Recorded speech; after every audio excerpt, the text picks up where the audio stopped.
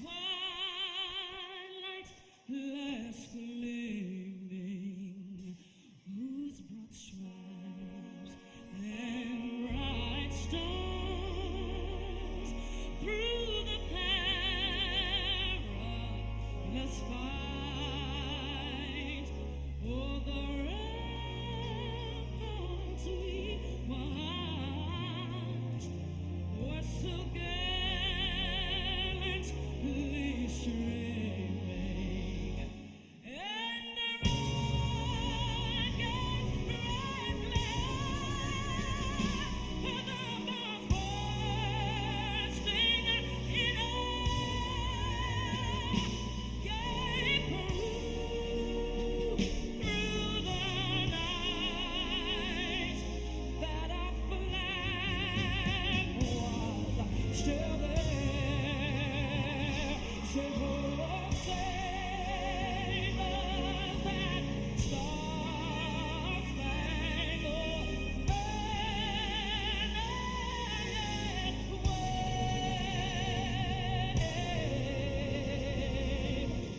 over the land of the free and the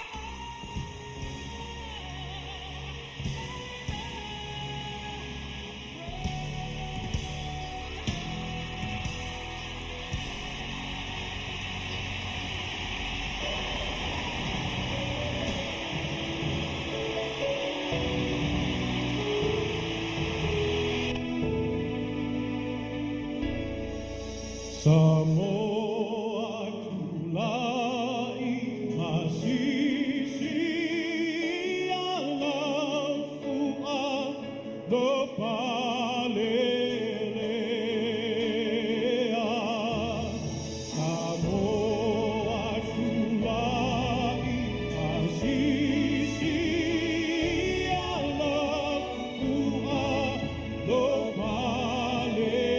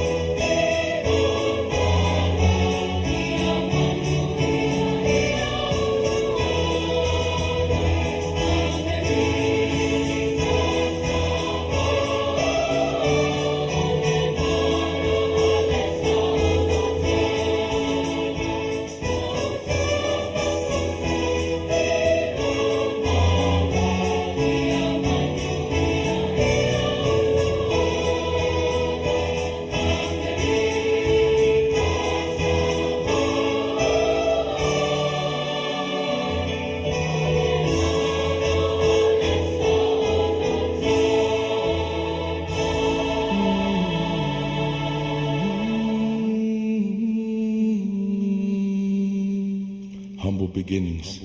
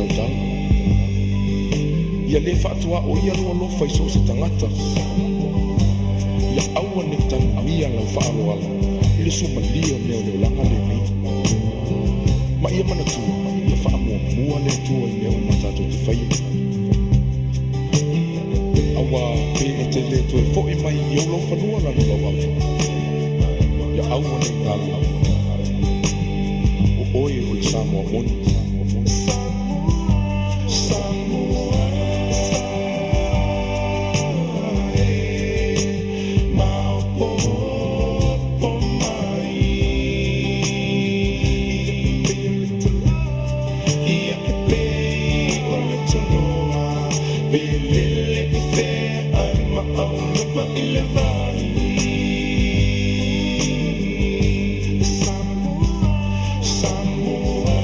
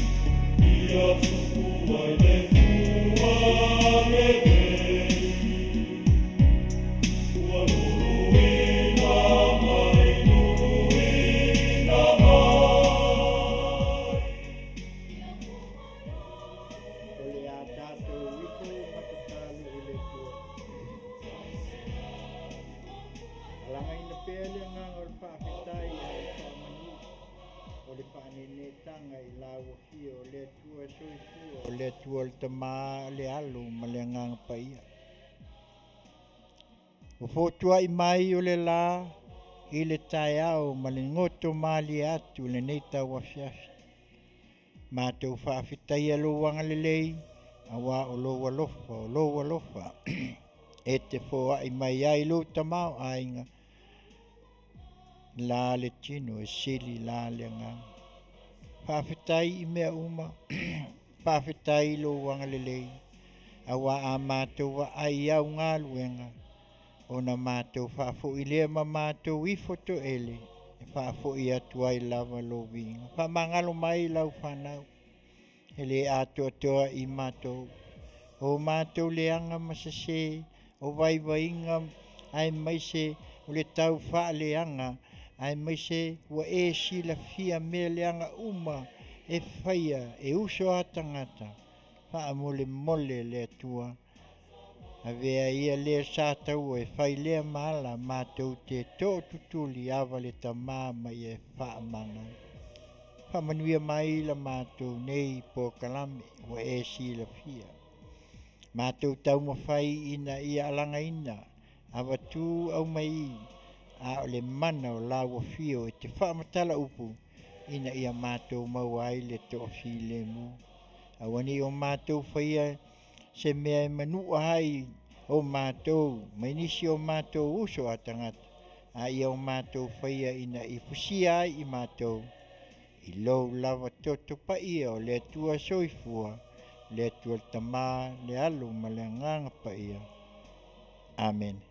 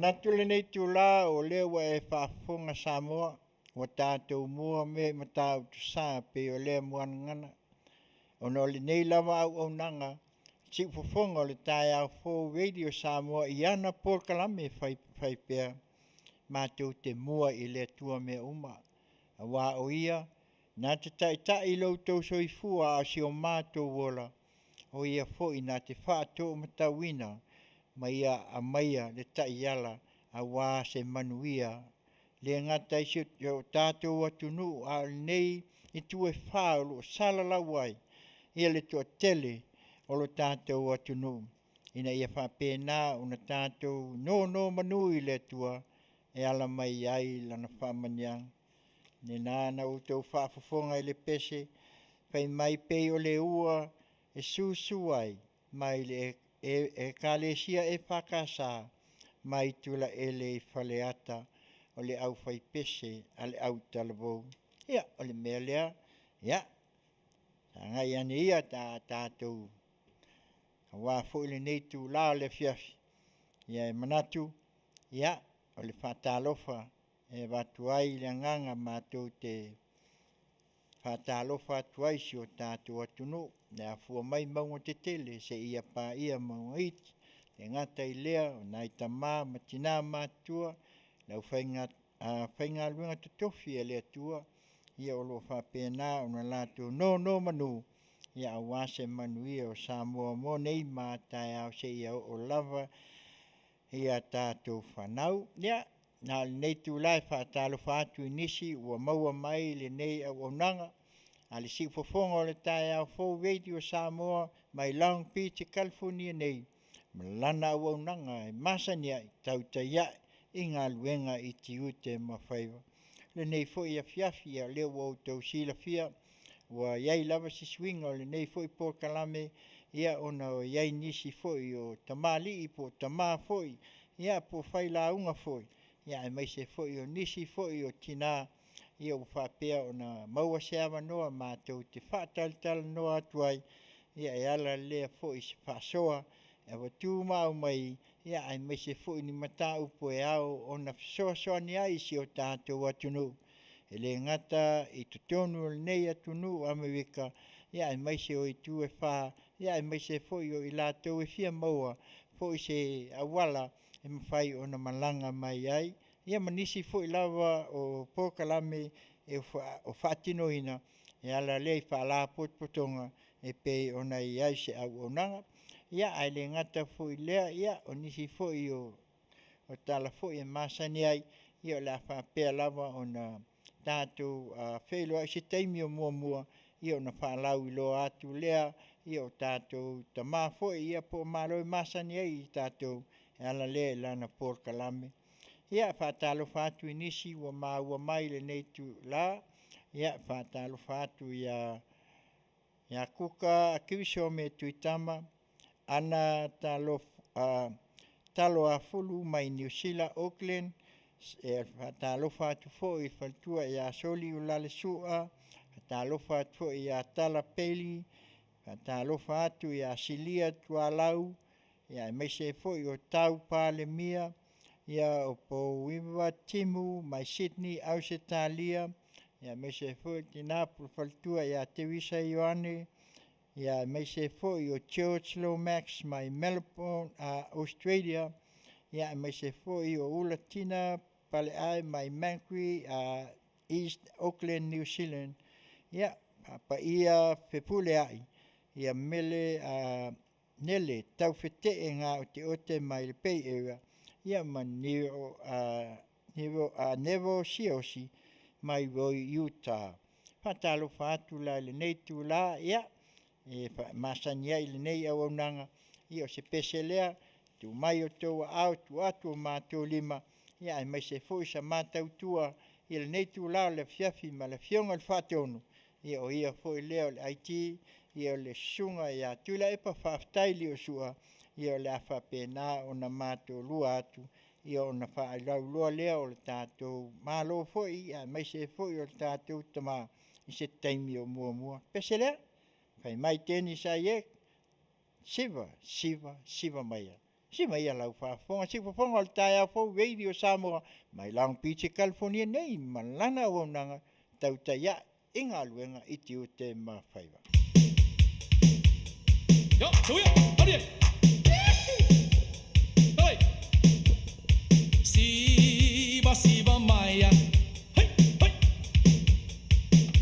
Let me hear your whisper. Let me hear you sigh. Let me put my arms around you. Let me kiss you now. To my lonely mind. Tautala my dear boy. Itau ina eloa. Olo olo palena. Tele ole sami. Tele po ila ole vau. Tele manu pelele ila langi. Tele teine apakasi. Ai silia oela upele. Le la le le Samoa ye. Mate mai ala tupua. Mete goa lengoa. Oh, let me hear your whisper. Oh, let me hear your sweet, sweet sigh. So let me put my arms around you. Let me kiss you now. So to my lonely mind. Itau tala my dear boy. Itau ina eloa. Olo alo palena. Tele ia ole sami. Tele po ila awale bao. Tele manu pelele ila lagi. Tele teine apakasi. Asili ai oela upele. Tela lele o Samoa ye. Mate mai ala tupua. Mete loa lengoa. Ya, sabe? Ya, ya, hadi. Oh, you right. Ya, ya. Ya, ya. Alia. Alia. Sabe?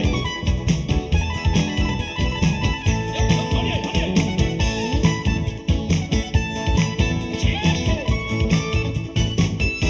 Ya, ya, ya.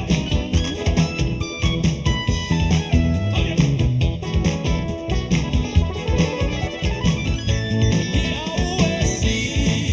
Siva Maya. Siva Maya ia Manuia le tatou aso. Siva solo. Siva elunga malalo. Aue ata Maya. Ata Maya ia Manuia le tatou aso. Ata solo. Ata ilunga malalo aue lue Maya ia Manuia le tatou aso lue sono lue ilunga malalo aue siva Maya ia Manuia le tatou aso. Ia, o le nā pe ono tau Faafofoga mai ai, ia o le pese le nā, ia e whaatalofa atu ai whai mai, ia tenisa ia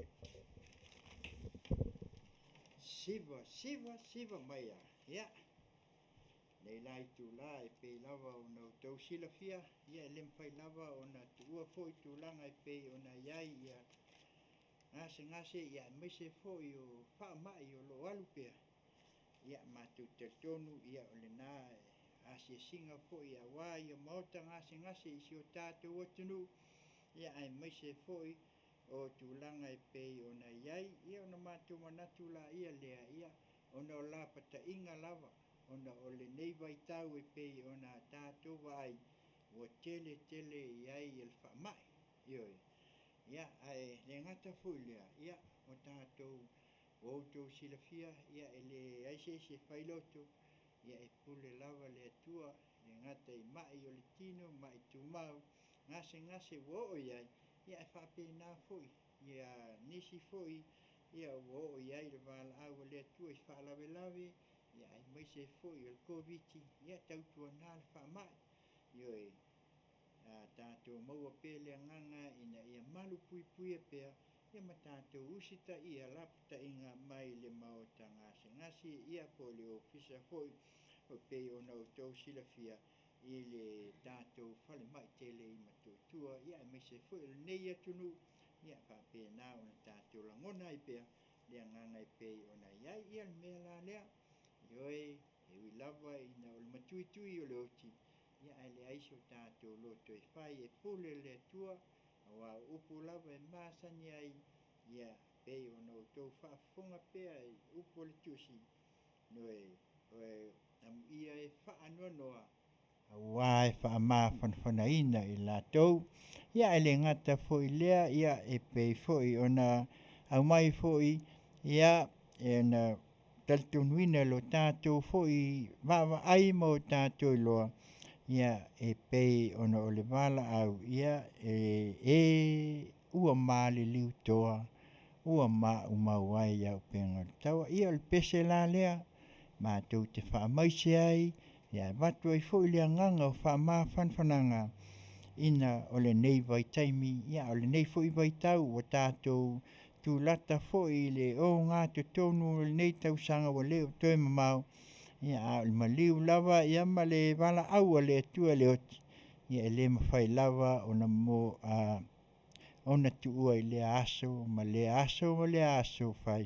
pea ia le pese la lea mai a le vai ma Evelina le vai fai mai anganga pa ia Holy Spirit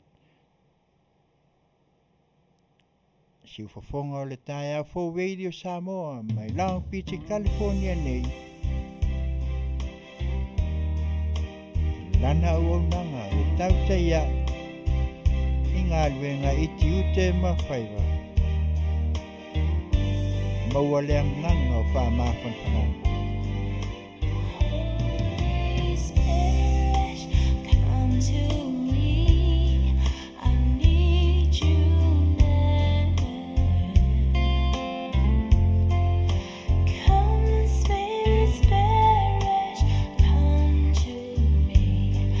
My life is down. I'm so weary of the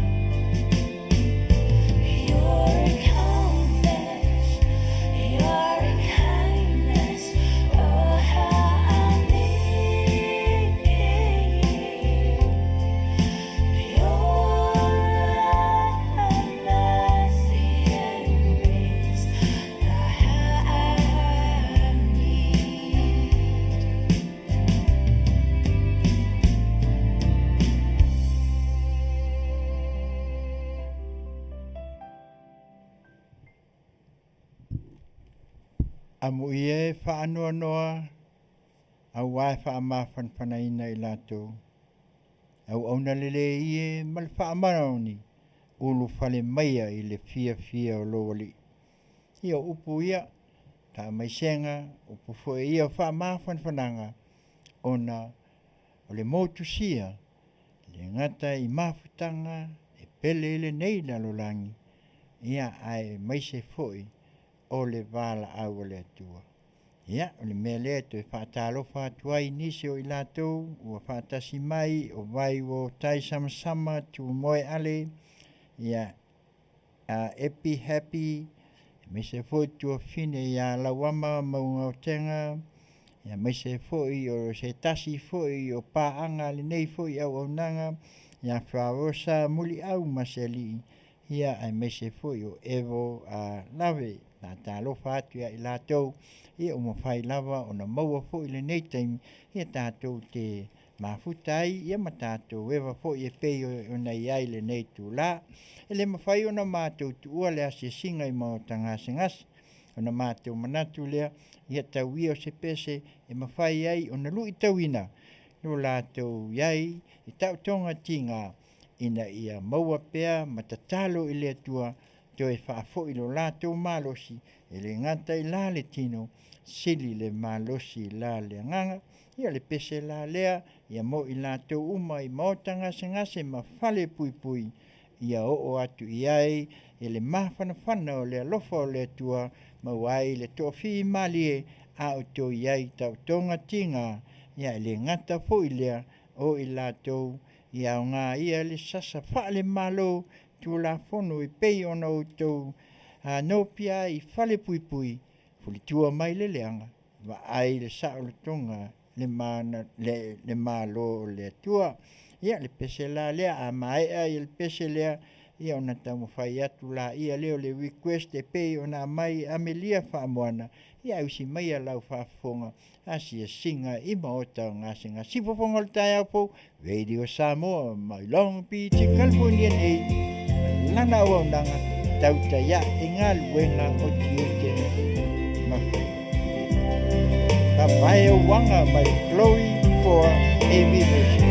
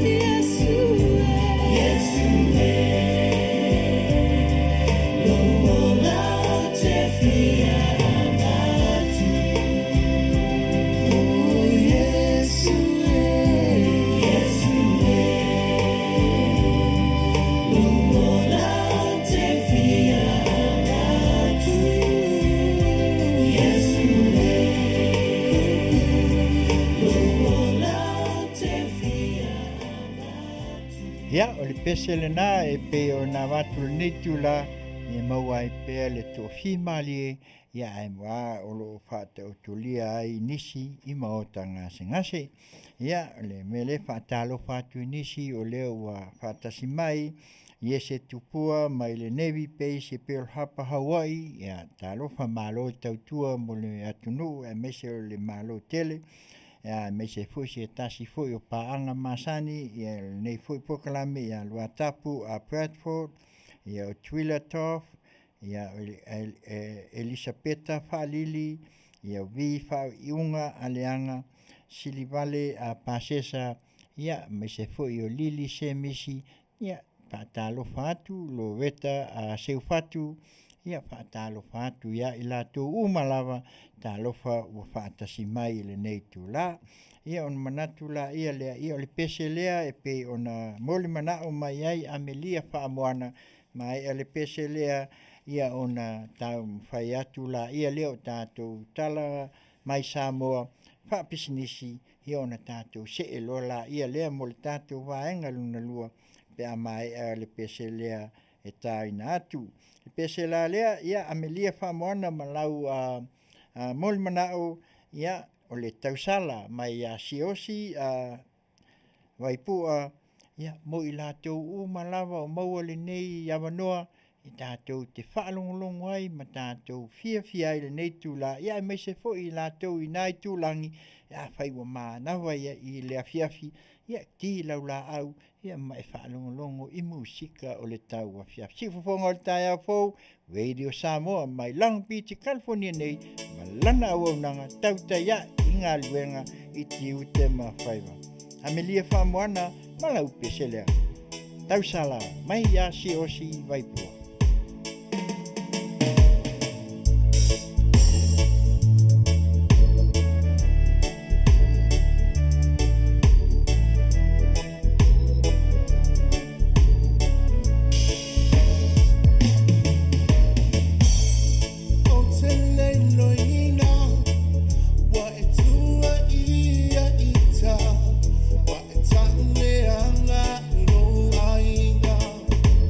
Oh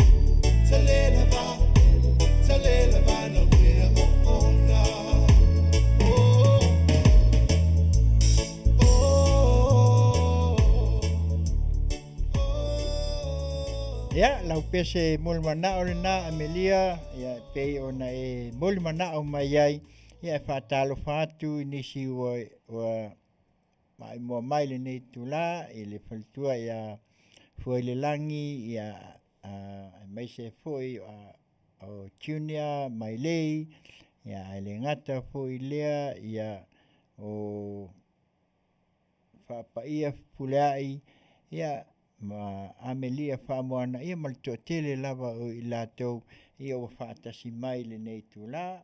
Ia, ai, si mai a lau whaafonga ia o tātou niusia mai Samoa. Mai a leo tātou vaenga whaapisinisi ia o na mawai lola ia leo tātou foe ia ai amata atu ia le tātou vaenga luna lua ia e pei o na iai le nei tūlā le Afiafi ia o si mai a lau whaafonga o tātou tala ia mai Samoa.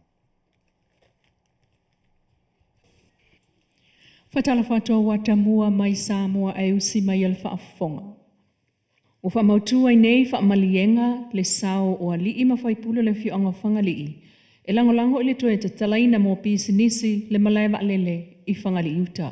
O le whaamtalangalo ia mai le ofiso le minister le whionga ia olo a Fuafitivaoalii o le mtangaruenga o ngā luenga whila ua inga mātina a SSE pūlengo le swawai mal pūlengo malaiwa lele. Le tu ina atu leo ngā ruenga whaalele ia whaiwhai peo le malai waalele i le Afioga whaonga ia i tupe maua mai pisinisi o le alisi le malai waalele pe o whale o loa mata aware lau pāsese. Ina ua tāpunia le malai waalele na tapunia tuai fōi ma se vaenga o pisinisi le nāwai a ai. Peitai, o le ngā lulue whaatasi ai o le nuu ma le pūlenga o le malai waalele pui pui le saonga le mū o le fi le mū ma whaalelea le atinai o tā ua e le whaamtalangalo ia mai le ofiso le minister. O se whailonga ba ia le nā o le mautu o le malienga le whionga whangali i fuafuanga e toe talan mlai walele. Whaafitai ai e le whionga olo, le mamalo le whionga i le Afiola la tama, Afio tuisunga le tāwama lua manwai, Afio ngafa, ala le taipu le mangafa mal whainga, ma ila uan talia le tānoa, su mai le inganga o le whale ma le nofo ai tu ainga, ia sa le polu. Olo ia inel fuafuanga le malo e toe talan mlai walele whangali il vai asfou le solua i vau me i le lua i le awauli. O whaititia i le nei tausanga le numero ngase talo sangane mai le fono ale e whakasa po le kalesia whaapotonga Kirisiano Samoa lua o lua tolu mo le whaonga ina o masini whaamama toto a o whenga iai ma le usunga fono. O whaawhenga inga ia o lo whaamama toto i Fafo peitai. O le Manuia i le whalma i whaamatoto i Samoa, lo mwhai ai lava o na whaawau mai i Samoa o lātou tonga whitinga, a o whenga iai mga aluenga, le au nanga i le atua. Na saunoa le whiunga le tamaita i pule o le renal service, po o le whalma i whaamatoto le sunga Christina polo ai to o whaina o fsingia le tiopole nisia. Ua pa ui fo le numero o tal sanga mai le fono o le whakasa i malua, mo le whaonga ina o masini whaamama i le neitau sanga. Ia o tani nei, na o le poa lua tanga tanga ina, tanga mai le usunga fono. Wai ele tasi au mai o ile e whakasa. E tanga ina ai te toto ani i le pili. Ia au iti tanga. Ia e whaate so alima. Ia au sufono, ia e wai longo fia tanga fono e au mai le tusile mai o ile e whakasa. E whiani ngase o i savai? O savai temi nei e loto lima. Ai a ingei? Ia o inei temi nei. Ia lea se lau hon paa. Whaatusa i tausanga ua tuana ia o atulawa i le wha, lima, ngase mana o mia le au nanga. A le whale wha mātoto i Samoa nei pe amalanga mai le fontele. O wha mawina foi, le ngā lulua so o tau awa i pea le whakasa, ma le whale mai wha mātoto i Samoa e pei fo na mo le mawina ai, le fsosoa ni tupe a tina le asosi, e TPT le whakasa lua o lua tolu e fitu se fulu a fetala, na o ina mai ala tau sao nga malafonga, mo lana mea lo whawhaal tau sanga, mo tanga se wha toto i mototua, masawai. Inisi o tala e ono se fulu afe tala o se whaelonga tupe sili atu lea, wofo atu le malo mo se auwa ai manu malo i ta alongo le tai, tu unga fautasi wha solopito a Samoa, o se vaenga o sasa e tau onunga ilo na so whanau lo na ono se fulu tau sanga, talona tuto tasi.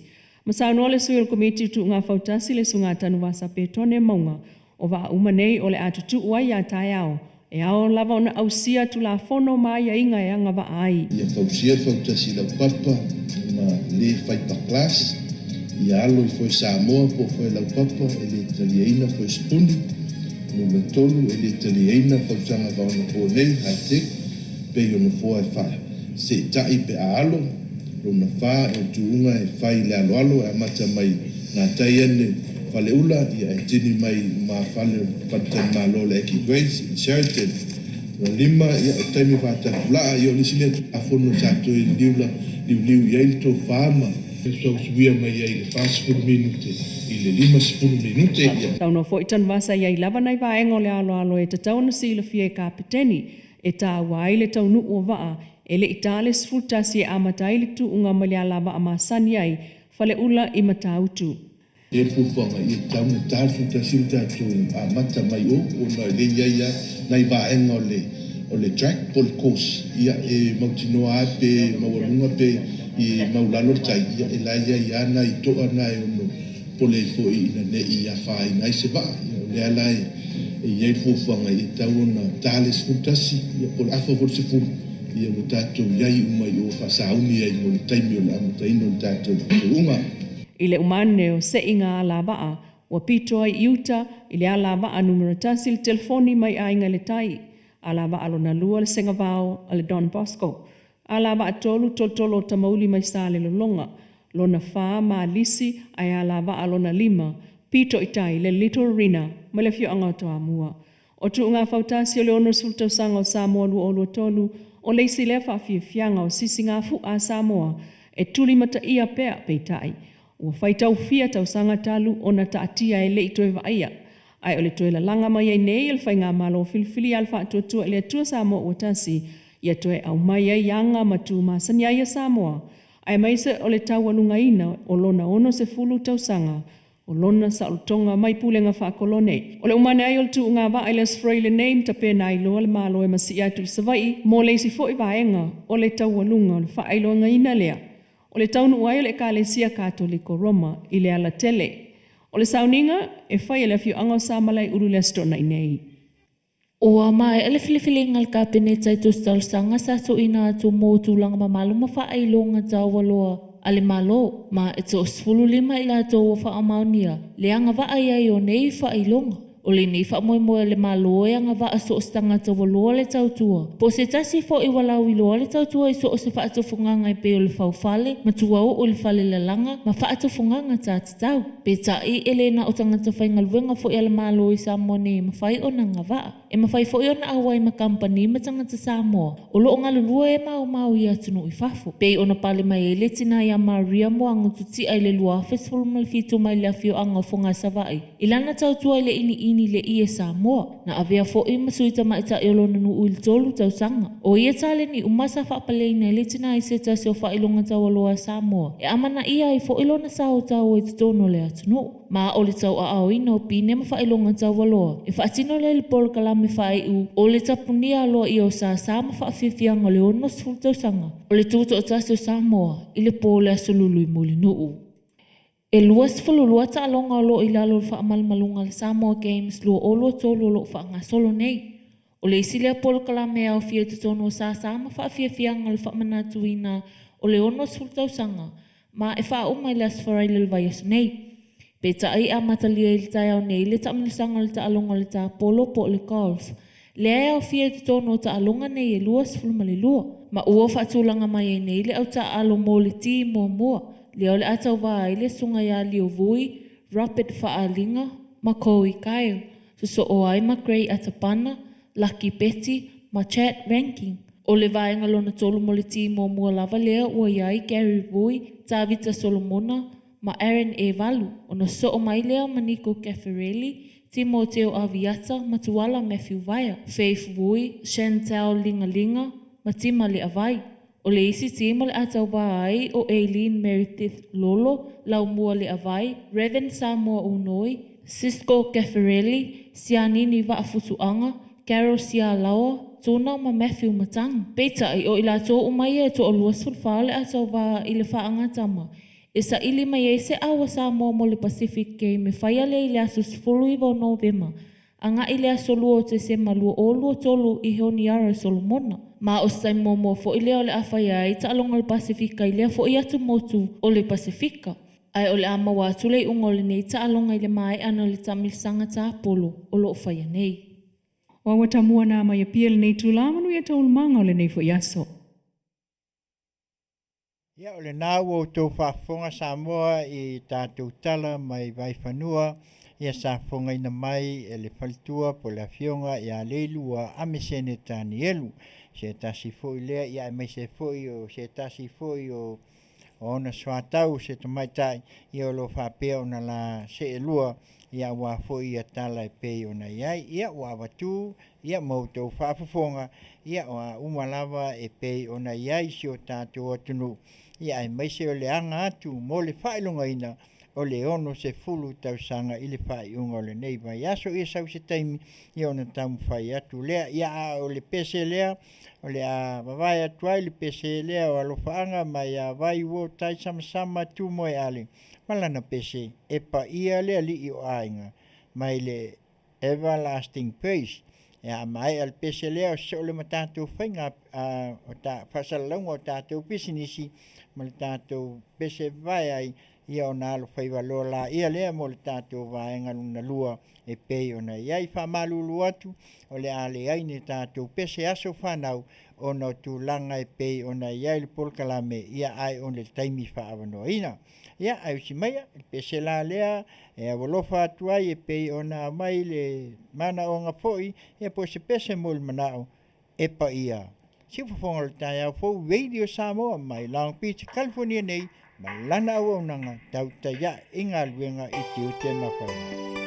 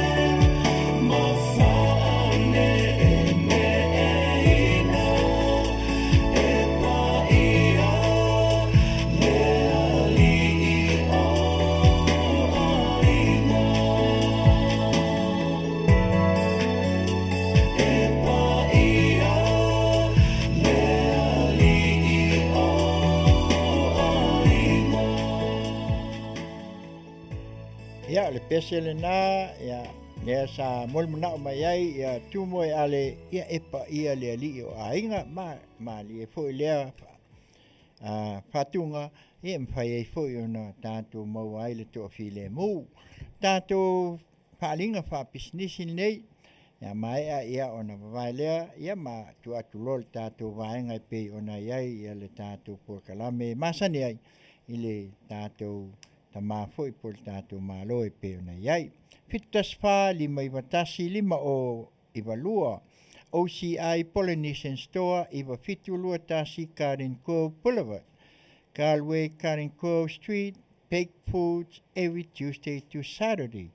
Hot food Saturday only. Call for pre-order baked food.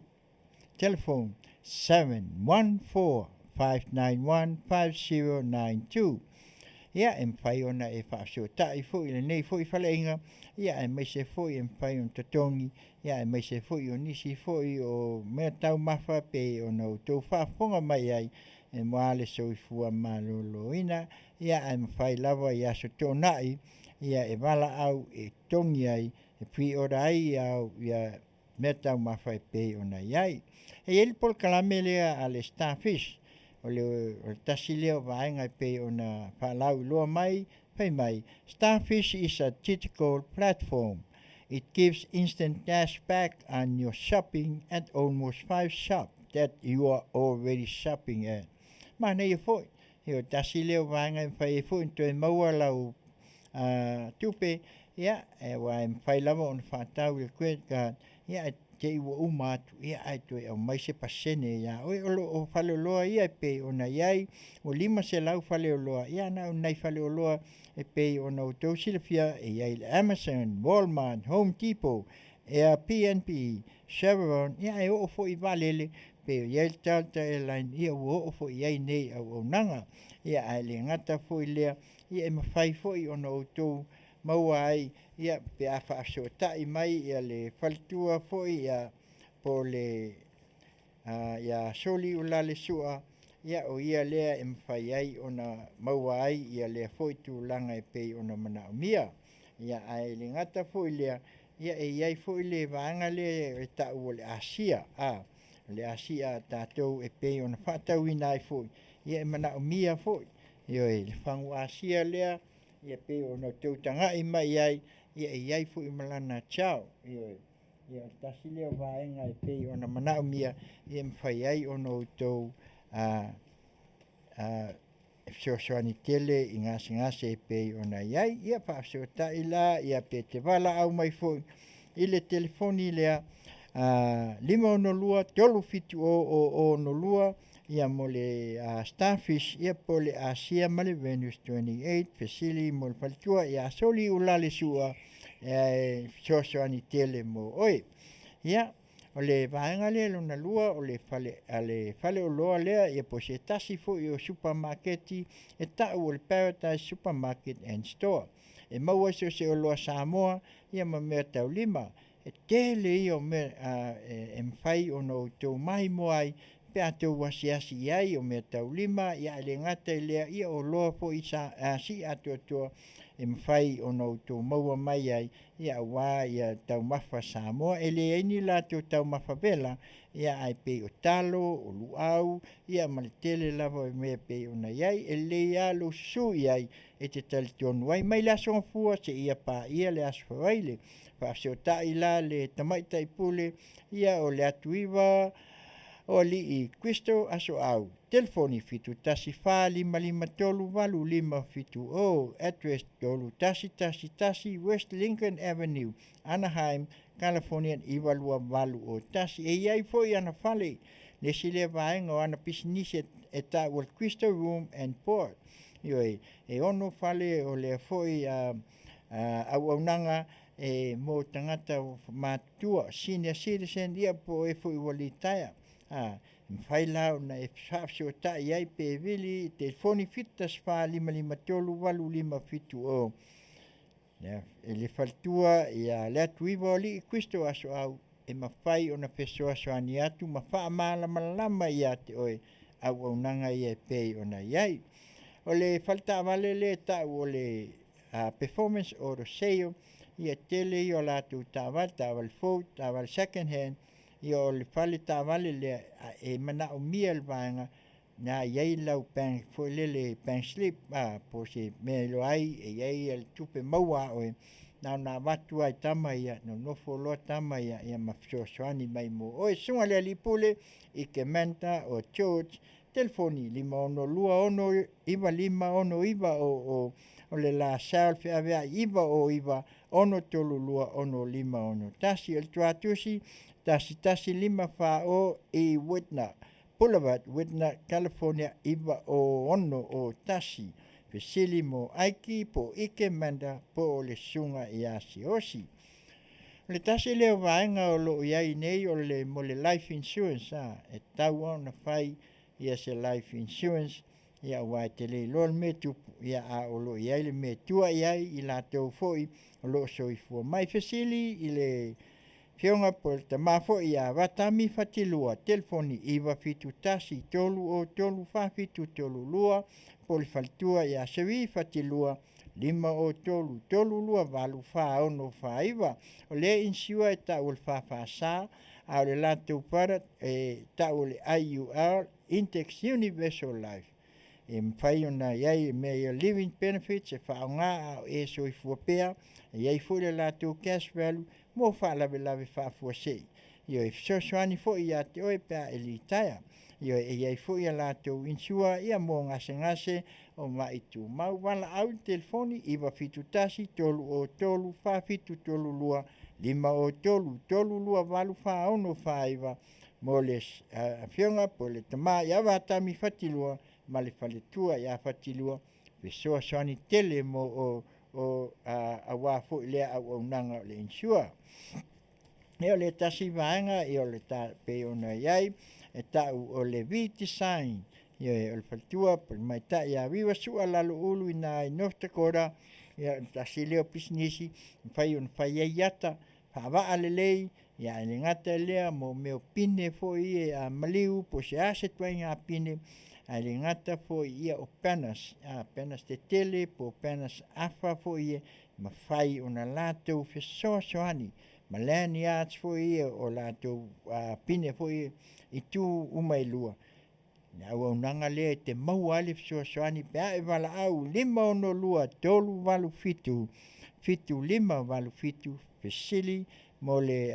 faltua politina ia viva sua lalo ulu fesoasoani o le lato emaili vdesign21@gmail.com ia ai mese ia lato lala i South Bay, Long Beach ia ma Orange Country employment liva piki ia po le lava ne tūlanga e te mana o mi ai ia foi le vaenga le nei e ta o IPS security o la to official i San Ana telefoni valu fitu lua o tolu whaono tasiva o i la ua ngia foli nei skulati i o sunga ia tewitai ia maleli o moetai Masina o le nei au nanga i na e whai eimo i konset te tele iai Coachella CTC ia mali tele wisa la to au nanga o lo watatala o lo iai la to tapenang fo i mo ofisa i na Utah, Seattle ia ai mai se fo i o Florida, Miami ia ai mai se o Kanata o lo iai la to la o lo iai nei ngā luenga ai fia maua a feane wala au le walu fitu lua o tolu whaono tasiva e mawai se ngā luenga mo e pea o whai o e fia mana o mia. O le lato ofisa i Los Angeles, le li pule ia Pete Nonu, Las Vegas, le li pule ia San Umi, San Francisco, le li pule ia Filingauti o te Florida, le li pule o le sunga ia Viliamu. Ia, o le vaanga lea, o le etena fo pinko, i nā Las Vegas, awhiane iai, pe a whai e te malanga, i Vegas, ia fia mose tālonga pinko, i nā le iwalua o South Decatur Boulevard, Las Vegas.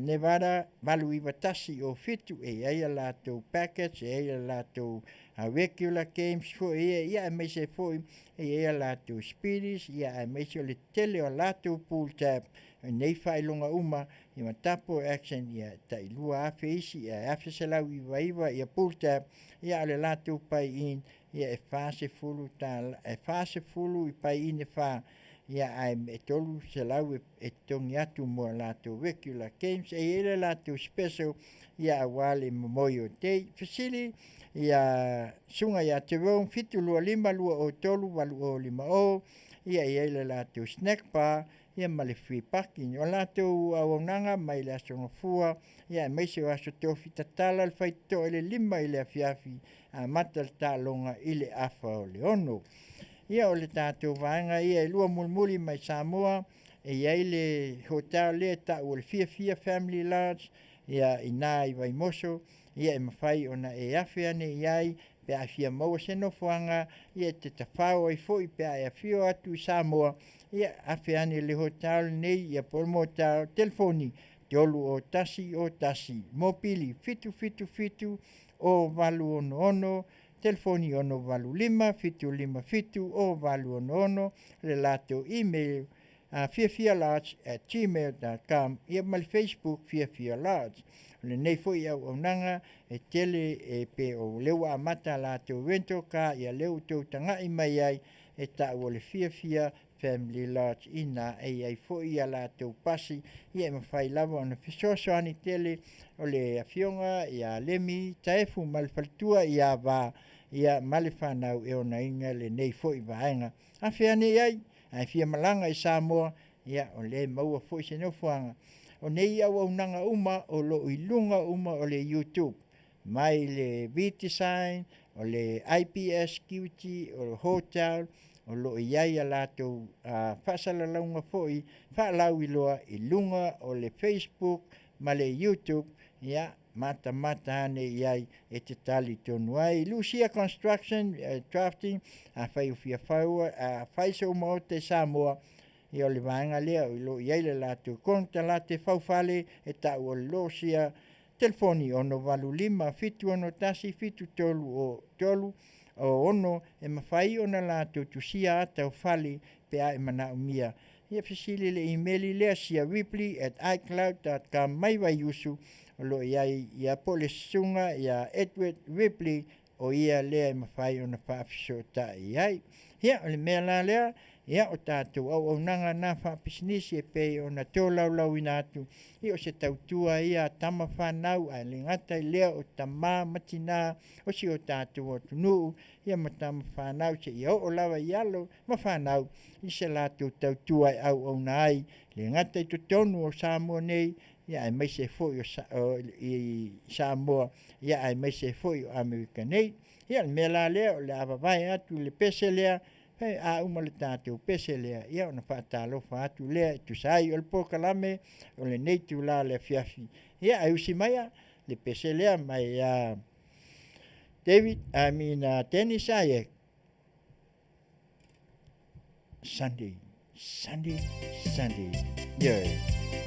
Kiwa pongo le tai au fo Radio Samoa mai Long Beach, California nei. Tautai ia inga luenga I Tiute ma Faiva. Beautiful Sunday. Hui! Sunday morning, I like to love. Think I'll take a walk in the park. Hey, it's a beautiful day.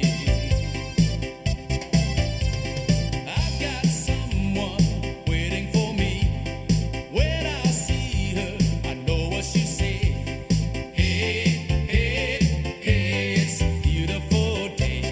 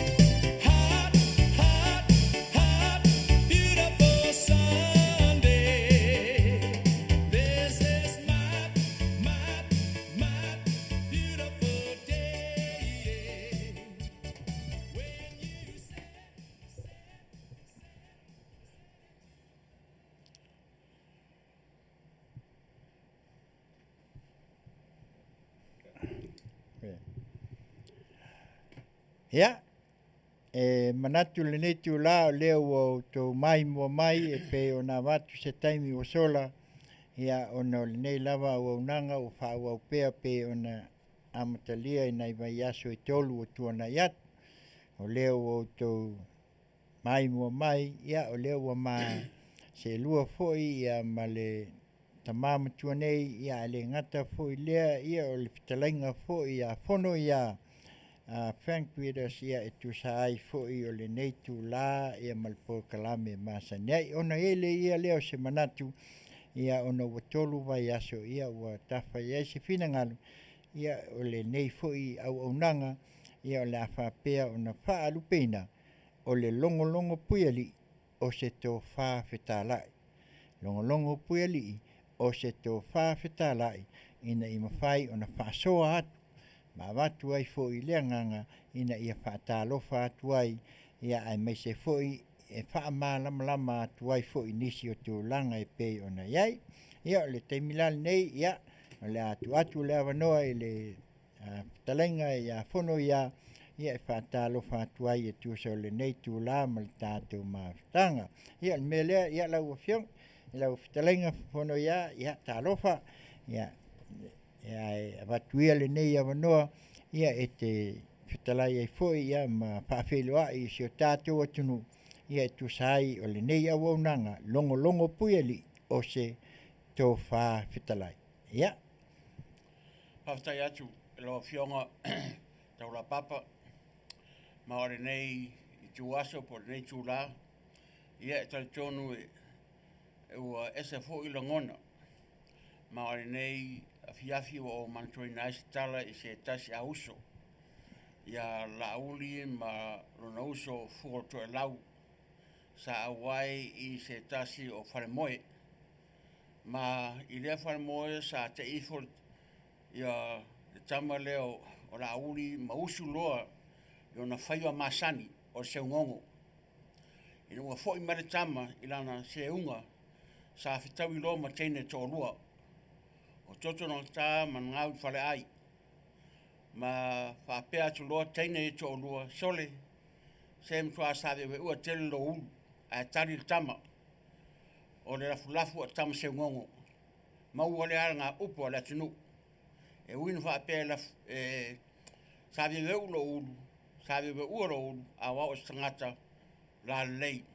I lea lava taimi sa ula ai le taulelea o lea nuu i nona uso o fuo tau lau mwhapea atu sole se matua e me umitele o toi titi fo i mai le laumoenga a la uli i alo o tui Samoa o na taria leo tama whapea o lau al fiso o lau al tolo e ala i tasin maunga iolo o la uli o au fo i ala na o se langona na Taulapapa i la Afiafi nei tal tonu o na o oman e momori la palapa o maro o oman e momori la palapa o maro o mo fo ina e whawhelua i se o tātua tunu ia tal tonu o Fonoia fo i ala na ia mar whaaloara ki tawai.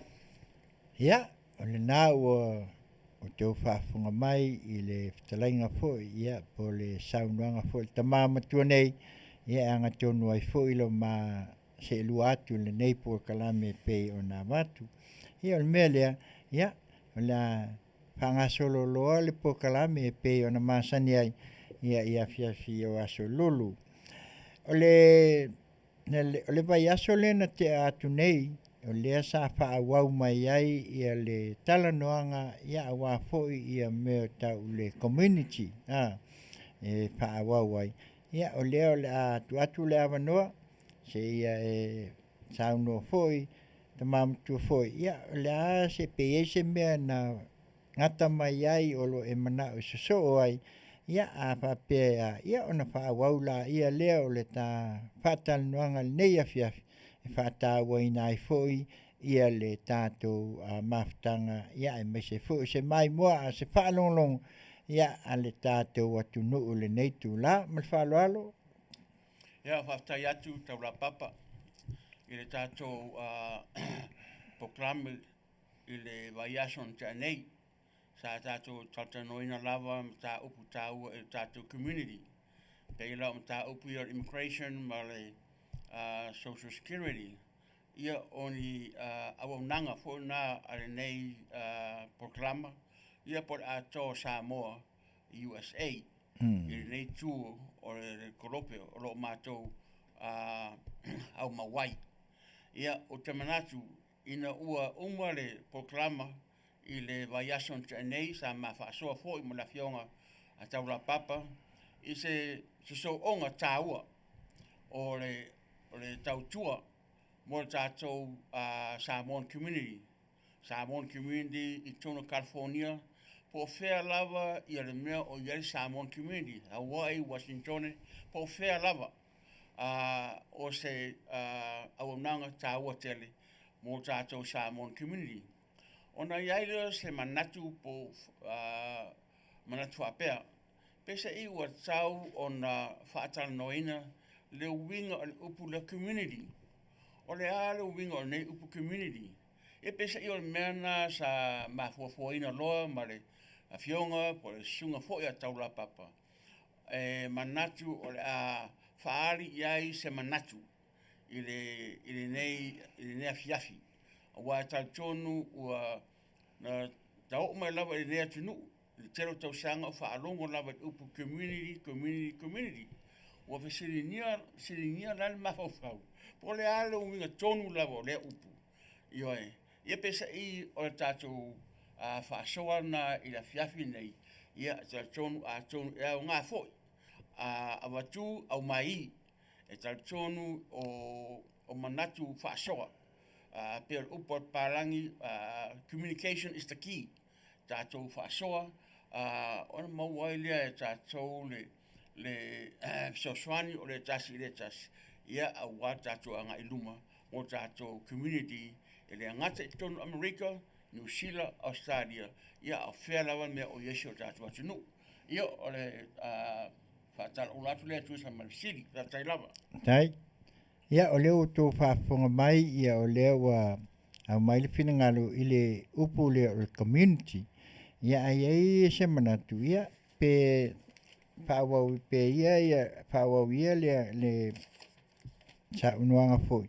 Ia se ia whaamamlama awa pe o le winga le ngana ia ingilisi foi ia po le atonu le winga ile ngana wha Samoa. Ina ia mawhai ai ona malama si o tātou atunu. Ili whaatawa ina. Pe o le nganga le leta wa watu ai. I sau whinangalo whaalia. I le tāua o le nei foi whaalapu tonga pe o le community. Ia I le whaapalang. Ia ai. Amo ia sau whinangalo.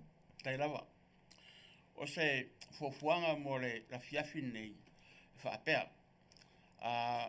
O le atam whai atu. I le ngana Peritania. I le winga o le upu community. A wai tai tonu ro iai fo inisio tātou e vai le ngana Samoa. Ia iai fo inisio tātou fia maua pea lava le ngana Samoa. O iai la se fufuanga whapea o le atam whai atu le ngana Peritania. Mua. Ona tam whai le liu le ngana Samoa. Ia mama umai tui e lua. Ioe, le ngana Peritania ma le ngana Samoa. Ma o le tam whai atu le ngana Peritania. Ia ona vavaile se tātou pese. Ia ona tam whai atu le whaariri watu le ngana Samoa. A wā nisi o tātou lo fia maua pēr tātou ngana masaniai. Ia ona whapea lea. What is community? What is community? My theme this evening, we cannot say community unless and until we say together. We can't say community unless and until we say together. What makes a community? Community is broadly defined as a group of people living in the same place or having a particular characteristic in common.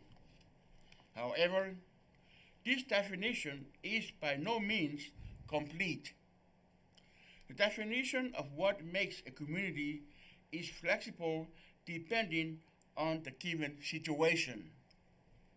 For example, a geographical community may be defined by having a shared location, whereas a social community is defined by a sense of fellowship. An academic community may refer to a group of people who have all completed the same education level, whilst a religious community refers to a shared belief system. In science, a community is a term used to describe two or more species coexisting in a shared environment. The reality is that there are many types of communities and many definitions of what makes a community. Moreover, a community is a group of people living in the same place or having a particular characteristic in common, a feeling of fellowship with others as a result of sharing common attitudes, interests, enthusiasms, goals and objectives, etc., etc. From a personal perspective and philosophically, we can't say community unless and until we say together. Question: how can we possibly create a fellowship with others and share our common attitudes, behaviors, interests, enthusiasms, and goals and objectives, etc., if we simply can't get along or work together with each other? In fact, even Margaret Mead and Derek Freeman's books, Coming of Age in Samoa, The Making and Unmaking of the Anthropological Myth, discuss the idea of community in Samoan culture. Both of these well-known anthropologists, in their research in Manuia and Upolu Island, stressed the importance of values and beliefs in our Samoan culture, focusing on love, integrity, respect, and working together. Mr. Tonchi, the first Polynesian of Samoan and Tongan descent, won the American Idol in 2023. Why did this happen? This happened because of the support of his family, the Samoan, Tongan, Polynesian, and the Pacific Island community at large. No man is an island. Question: are we still believing in our Samoan values and beliefs while acculturating or assimilating into American society? What are the obstacles? Let's have a dialogue. Ia, o le nau o tau whaafonga mai ai, i le tau talaina lea i le ngana peotania, po le atonu le ao ngā o lea upu community. Ia atonu o lea ua whalau ai tele, ma le tele o tūlanga e pei o na amatu ai, ina i mawhai o na silafia, ia ma tātou mau ai fo i le malamlamanga. Ia e maise fo i o alo o whanau, ioe ina ia lātou i loa, le whātāua ina, o le nei fo i au nanga. Awai pe o le tau maua i le community lea. Pe a tātou wa ai ai le tamapese lea na whatua umatu nei le American Idol. O le ale mea nā laina Manuia, ma manu malo le nei fo i alo se i tulou o le tātou watunu se maenga maitonga Irishia o na matua. Ona o lea, o le support a le community. O le wa ai i le anganga ina ele ngata ina o le tā leni. Ia ai o le anganga fo i sawa ai i le whaatino ina. I le au onanga sa mwhai ai o na ngā lue whaatasi masiona tua a. E lea nā lai e pe o lea na maua i le watu e le le Fetalaiga fo'i ia Fonoia ia le suafa o le alo o se atali'i lea le ana lai ona manu malo i tulaga ia e pei ona iai ia ausi mai lau faafofoga ia o le ase i vavai a tatou foi fai mai ia le pese lea le ave se ei male fai aso pese lava ia mai ana mua fai ai ona tatou fa'alogologo ia fa'atupu manatu ai foi usi mai lau faafofoga si fofonga o le taia fou video Samoa mai lang piche California nei lana o nanga Tautai ia i Galuega i Tiute wa Faiva.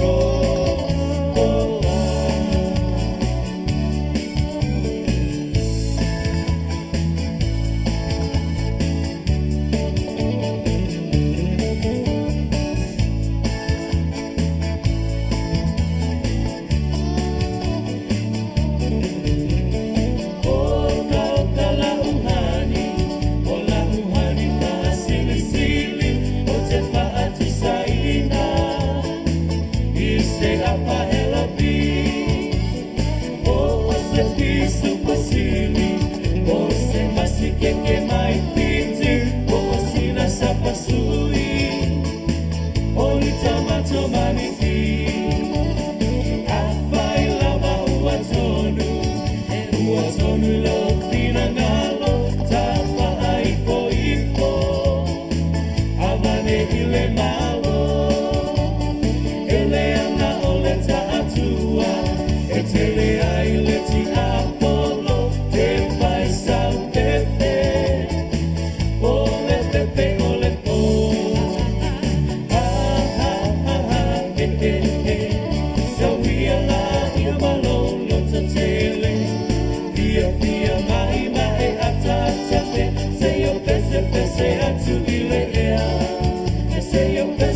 se atu i le ea.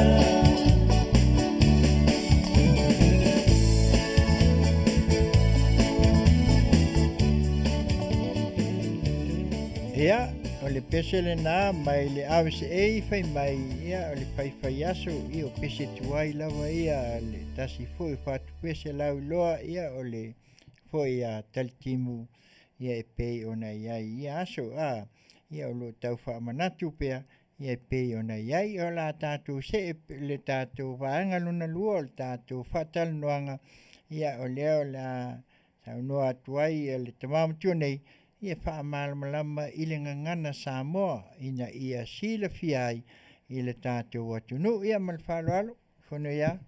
Ia, whaftai, o la tātou tamwhai atu, i tātou lawa ngana, ona e telefoi i tātou tamam tina, o lo fia maua se le tātou ngana Samoa. Ia, ma o la tamwhai atu i le ngana Samoa. O le autu, o le manatu. E le mawhai o na tātou whaapea mai, community se i wangna ai ua tātou whaapea mai ua tātou whaatasi. O le are mea ua tā ua o le community. O le community ua whaawinga ina e le lautele o se vaenga o tangata o lo nofo i se nofuanga e tasi. Po le iai o se uwinga whaapitoa e te tusa ai i rātou. Ai peitai, e leo ato o toa lei, le nei whauinganga. O le whauinganga o le mea e wha e whetu na iai le community, e wha lango lea i se tūlanga e whanga iai.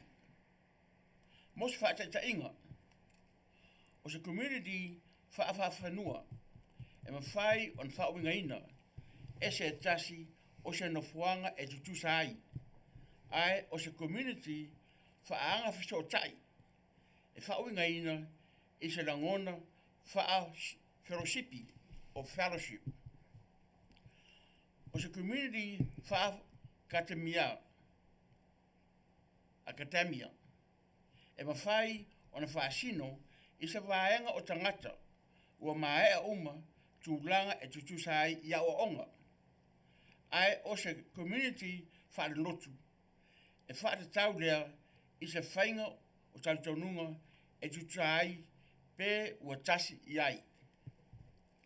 I se whaasai nisi o se community o se whaupunga e whaunga e whaamatala ai i tu ainga se lua pe silia o loo ola whaatasi ai i te tonu o se seo manga.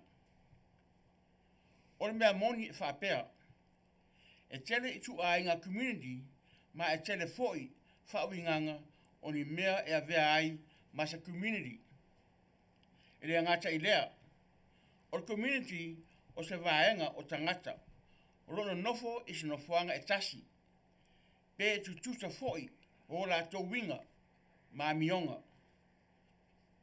I se langona whaafellowshipi o se whaupunga o se whaasoaina o winga whaalia o winga masani mea fia iai nau ta inga sini ma whaamoemoenga ma isi tūlanga whaapea o le mea moni e o lava i tusinga a mackerel meat ma Derek Freeman coming of age in Samoa, the making and unmaking of the anthropological myths. O nei tangata sue lau iloa i le laulangi, i le la ua sa i linga i le motu o manua ma uporu. Na la ua wha mamafa mai ai le tā ua o tūlanga whaatauaina ma talito nunga i la tātou tū maanga i whanua wha Samoa. O le whaatatainga o le alofa a mio sao, a mio relei, whaaloalo, mana ngā lulue whaatasi o tangata i nuu mararafanga. Le sunga atonsi o le lua i tangata polensia lea, e tupunga mai i Samoa matonga, na manu malo i le American Idol i le luas fulu luas futolu. Ai sea, le tupu ai le nei mea. Le tupu le nei mea ona o le lango a ron ainga o le community tangata Samoa, Tonga, Polensia, malau talenga o tangata atu motu o le Pasifika. E le aise tangata e tuto atasi e pei o sa motu. Fesili, pe o tātou tali ton pea, i tātou tūlanga Faatauaina, ma tali ton wina Fa Samoa. A o tātou fetu nai i le Societe Fa Amerika.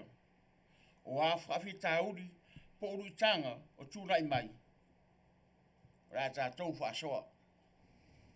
Ma whaoro lava. Soifua, Fonoia. Ia, o le nau o tō whaafonga. Ai, o le ala se ia wili ili la. Ia, ma mai se fina ngalo le talainga po ia Fonoia i le vaivaenga o community. Wa le o tō whaafonga mai le ngana whaapalangi. Ia, au le fo ua malamalama i le whaamalamalama ina i le tātou lawa ngana. E pau o le mea le tātou te vai i se mea ta o le community o le Faiva tasi. E momoli le ngang whaafitai e whai mapine whaamau. Ona o Las Vegas. I le malaiwa alele i Las Vegas. Sa o mata ai. I le whaatinoina e atunu. Community fo ia Tonga, Samoa, Pasifika.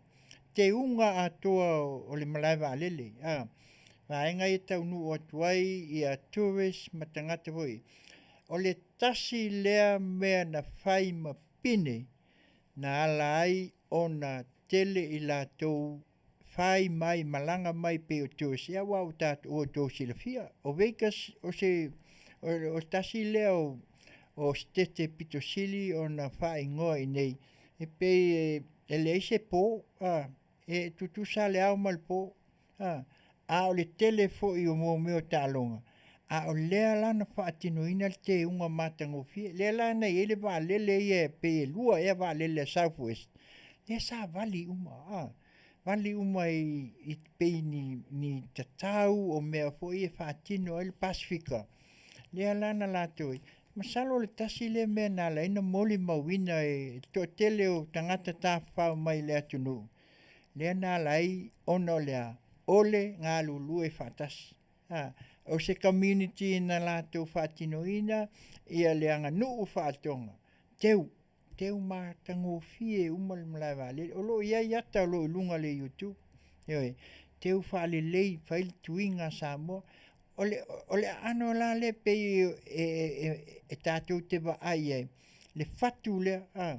Patula le wo mai nele tu tele ya mantua o Vegas palasi mai le vale le fia se la palasi mai le vale le fia yoi o tulo tilo mla vale le na tu fa longo ale alu le tawanga le American Idol o le tasila le fatu e fa mau ni ai le mau popo me tau o le fa la potonga le fa Samoa por community ina ia mafai ai ona lātou ai mamoli mawina. Ia mapalo kai loa le o se mea na tātou te maofai.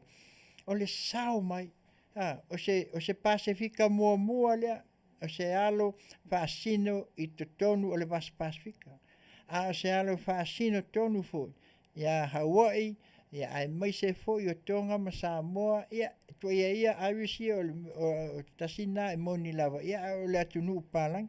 A le Pasifika ia. E whatu a sao mai a. A sao kau loi lunga lea. Manu malo. A le luful tolu. Ioi. Luful tolu lea o le airos lea o manu malo. A o leo tato wa ai le teimi lenga ke wai mea. Ne hala o lo whaima whatu nei i tangata mai tāwha. Whapea sole. Ne hala wako a mātou iloa nei i. E moni lava. Ole o atu nuu o Pasifika, o se atu o atu nuu whaamau popo. Le ngata i tutonu, i meka communities, ia le lau whaatino i Vegas, te manatu fo lo whapena i New Zealand, au se tālia, ia malate o moli mauina e loa. O le alu se tasi fu o tama whanau o le masa Pasifika. Ia o loa pāloka e loa. Ina ia manu mālo le Irish le. Ia o tātou aila ia. O le sapsapaia. O le o mai e tu whaatasi. Ma awel whaamoe. Ia pi o soani atu lea Fonoia. Ia ai saunoia. Ia e maia ia so sila fia. Ia e whaawau i pēa ia le tāpō kalame. I manatu ina i mawhai ai o na langona. Le whaatawa ina o le nei ia upu fo i whapalangi community. Ia po se whaalapu i putonga. Ia mal whaaloa. Whaftai, o te manatu ua manino mai I o le upu le community e tele o na winga. E tele o winga o le upu. A o la ua tilo I ai ma se whafosofia foi. O te talitonu ma manatu. E le mawhai o na tātou whaapea community se I wangana o tātou ngā rue whaatasi. O la watu I lima nei e, tawai lima nei. O la mere tupu I. O whaingo fia ia, e tuatu lima lea. O na tau maile, no uso a tamalea, ngā ngauri si lima. Whaingo fia. Aisha, bye bye. A tātou tuu whaatasi mai whaapea. O le alo wingo le melea. I Miss Power. O whainga tā. O le anganga na o loo tau mori atu. Ia tātou ngā rue whaatasi. E tusa lawa pe ia o tātou e se senga whaatangata. E le aise me o iai. E se senga whaatangata. O mea le lei. E lo si mea le anga. Ai whaatau pe whaapewhea o na e au maia. Ia nā e se senga. Pe fo o mos whaitionga. E iai whaitionga le lei. A iai fo I whaitionga. Wane fo ringa mai o ni whaitionga. A pisa I o ni tau whaaleanga. Tūlanga whapena. E leise community e mawhai o na ola ai. O te sili. Ia te au a ia molo tangata tulopo. O se tūlanga lea e tūwea tātou community le temi nei. O se esesira I whapea. O se tūlanga lea e manatu tātou. Pe manatu tātou. E ave e tūwatu luma. I aso luma. Mo tātou whanau o ora mai. Whanau o tātou whanau. Generation tātou atunu. Le ai. E ro le mea nā. We have the responsibility and duty to try to work together. Te mantua ina le upua se tasi fo I tai. O meauri. I Jesse Jackson. Whape ai. Even though we have differences, we have things in common. O mea na e mawhai on tātou ngā rue whaatasi ai. Tu I whaatafo tātou e se senga whaatangata. We have differences. Why? Because as long as we are humans, we have differences. Ai pēno whai atu. Elo se mea leanga tātou e se senga. It's time for us to try to come together. Let's work together. E mawhai e tātou pore arawa se mea. Tātou te manatu e whai. E mawhai lava o na whai. Pēno o whai atu stami o mawhai. Tana ngona lava le whaanoa noa. I le taimi nau mai ai tātou māro mai Samoa. Ia le sunga ia la uri o mare toa, ma le fast. Le taimi o le pālota, ma le taimi lea na tam whai atu ai. O se suinga māro, tam whai suile tātou whainga māro. Ia o le whare lea na iai, ia tautonu e lo toe po se lilo fo e nā mea na tu. Na tu tuli ai mā toi whafo. E la ngona lawa ile le mama la siasi. Le mama la siasi I nā mea. Ai mai se oro iai tātou mālo. O lea o te manatu ai, tātou ngā rua whātasi, tātou tam whai, e sā iri se mea, e whai ai mea la tunu. Tātou tam whai, e sā iri se whare, e whai ai mea si o tātou atunu. Ai mai se pe a whai o mai Samoa. E whai mai o tātou mālo whaarorongia. Sa tam whai waenga le tau o le A&A Administration for Native Americans. Sa o manatu whape e mawhai o na sosan mai. A watari mai, le ai le mpara tonu Fesosoani tūlanga whaapea. Well, that is only the beginning. Ma ele whaapea o le ale ai I ona le mawhai le tātou o la tunu no America e tele foundations, tele vaenga e mawhai lava on tātou tamwhai e wia tātou sa iri sa uala whaatau nu uai le wha moe moe lea whaatau nu uai se mea whai ei mea la tunu tātou. Ma salope a tonu po e ua na tātou la tunu lea e reisi me whai tātou. E ianu o iai le Filipino Community Center, o iai le Mexican Community Center. Ia ai a tātou lea I lava. E le whaapea e tātou te le mwhaia. Ma le taimi fo nei ua tau na au mai se manatu nei, e tātou sui le I lungai nei whapaipai. Na Afioga ia au mua a Mata Coleman rat whacking. It's something that we have to do something about it. Awa ia o matu tātou ma tātou fo tau mwhai e Fesosoani tātou community ia awa iai se whale whapea. E iai ia fua whaeleanga I Samoa. Ro fia o mai nei, ai pesi e tele lava, ia o tiro ti ai, o lo wari New Zealand ma Australia. Ai sea, o lo iai, e le o iai se whale mautu I ne tātou. E au mai iai ia fua whaeleanga mai Samoa. O se tātou au ngā fōle nā, I so tātou atu nu o Samoa, se mea au mai iai, ia Samoan products o loa a so tātou atu nu mai Samoa. E leise mea e le mawhai. If there is a will, there is a way. Tātou ngā rurua whaatasi, our community, pore a se senga o tātou e iai, ia peno whai atu. E I le lei e se senga.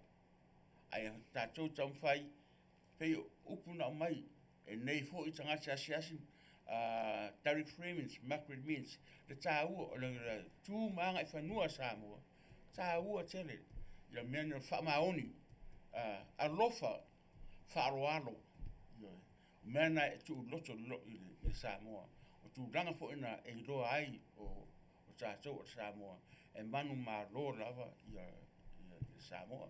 Io se, tala no atu lea, tu sa mare tātou taupu. Malo, whaftai, tai lau whasoa e tu sai o tu langa I pe o na au mai manino hoi. Ia le vale me tau community. Ai o le pesili la, e iai ni Fesosoani a nga I nei whaalapu e pitonga, me ia tau community. O iai ni Fesosoani maua mai nei malo. O tātou e tele Fesosoani o roa maua mai tona maro nei.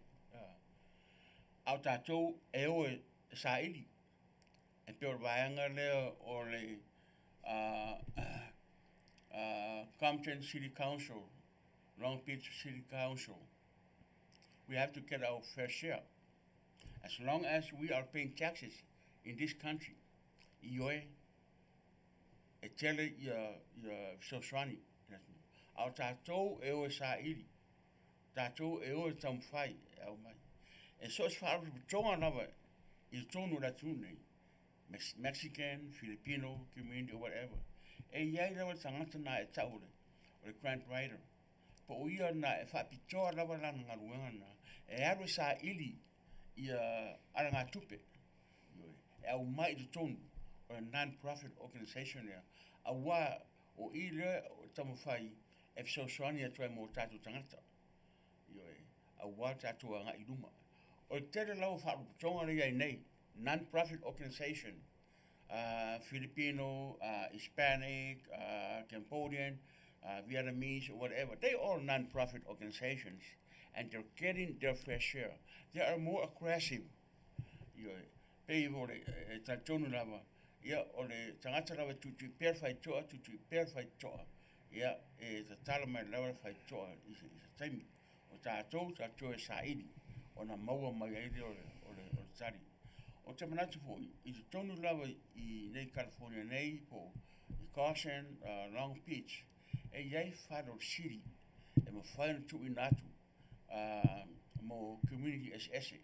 Sa uwa ai, no wa ai lava I ai o mat, I ngai I Washington, Seattle. O whare lafa o ngai Mexican, o whare na o mai fua, e City of Seattle, I tangata Mexico. Whanga whai whaipe, whanga whai limo. Lai whai ea la tō mea. Tā rai tau sanga mea tōni. La tō tongi, the Hispanic community. It's the same thing we can do in here, but it's us that we have to be aggressive a little bit more. Hey, we need this. Well, if we have too much in front of them, we have to show our aggressiveness. We are serious in what we're asking for. Ya, malo whaftai, i o nau tō whafonga mai i le au ililinga lava, i a awa lava, i a nei vaenga fo i o le pokalame, e mal whaasoa atu a ngai i whaalapu pitonga, i a po community, ina i a awa i pea o na nofo malamalama, i a mai se fo i o nisi o vaenga e pei o na whaafsingia, i a pei ai lani fisosoani, i a lea fo i la ua mai manino, i e mwhai ai fo i la o na tātou ai maise lava o vaenga i a ta o non-profit organisation. E o peo i nā, i a le vaenga le mwhai o na apa mai, i a mwhaatumu ni application po a uma meo peo na mataile nei por kalame, e ta o le ei lea na matu le amatanga.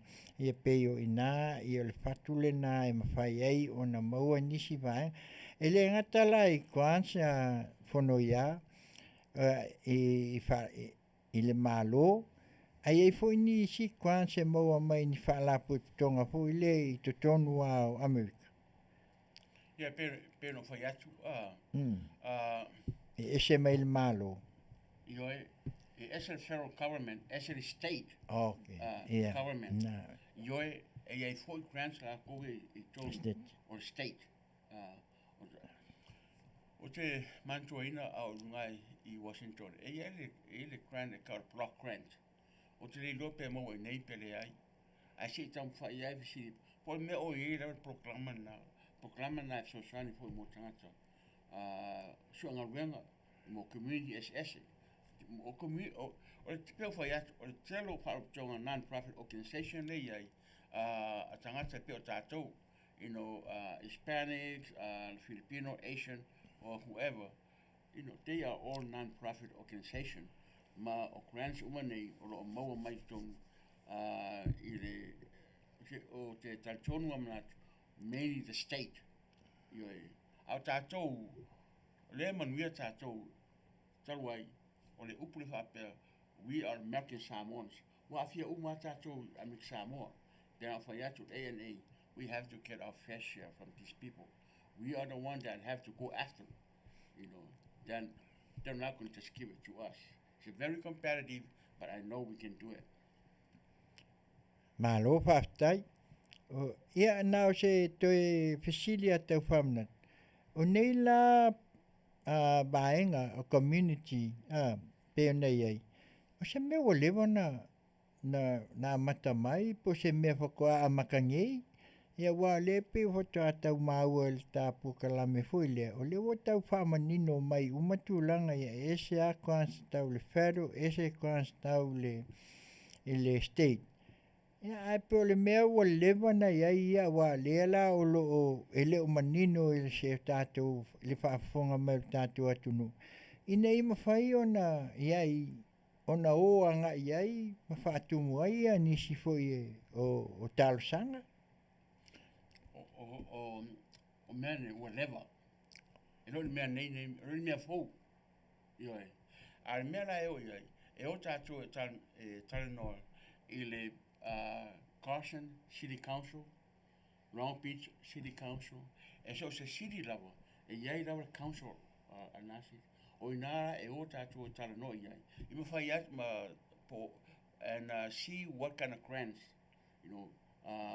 they're giving out i letau sanga ma letau sanga on apply le ana iai ai le o mai la tau whai loa mai ia whapea leo le iai ranga tupele I o le iai ranga tupele I le ai o tātou e o sa ili ma whiringia tal tonu wa iai fo tātou fisota inga le lei ma le Carson City Council se uso fo le John Maysake o ia le sa tumarosi foi i se taimi sa tamwhaiai se tasio sui mai le Pacific Island i se tonu o le City Council ma ua iai tangata la ia e mawhai o sa wala leo tātou I tonu e sosoani maros wasa tatu sosoani umano e time o langa campaign wa ngaro e tauri ngoro o tina lea ai tarjon pela ma e tele mena fa e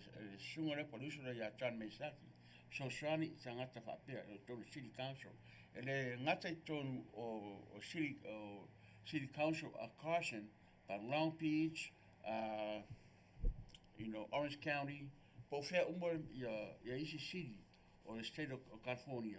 Yeah, on mo meletato tu lango lato baanga tupe or lato funny sources. The time of tau sanga e mawhai on apply na iai.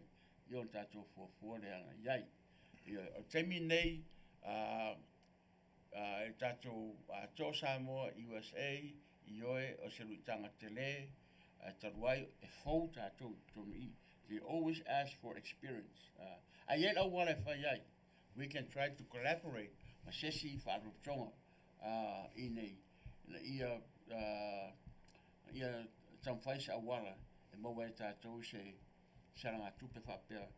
Wa mea masani ai tasina siri. What kind of experience do you have? Experience. Tatono tato ia spoto masani. Taruai o whaarutonga tato ato Samoa. Ia whaatasi tau sanga. It's about time for us to come together. Mea tā ua tere, tātou ngāru lua whaatasi. Yes, we can. Tātou, let's know tātou Samoa. We are aggressive, but I don't think we are aggressive enough to let those people know that we have not yet got our fair share. You know, see. Tanu atu lea ma whaalwatu. Alo, whaatai.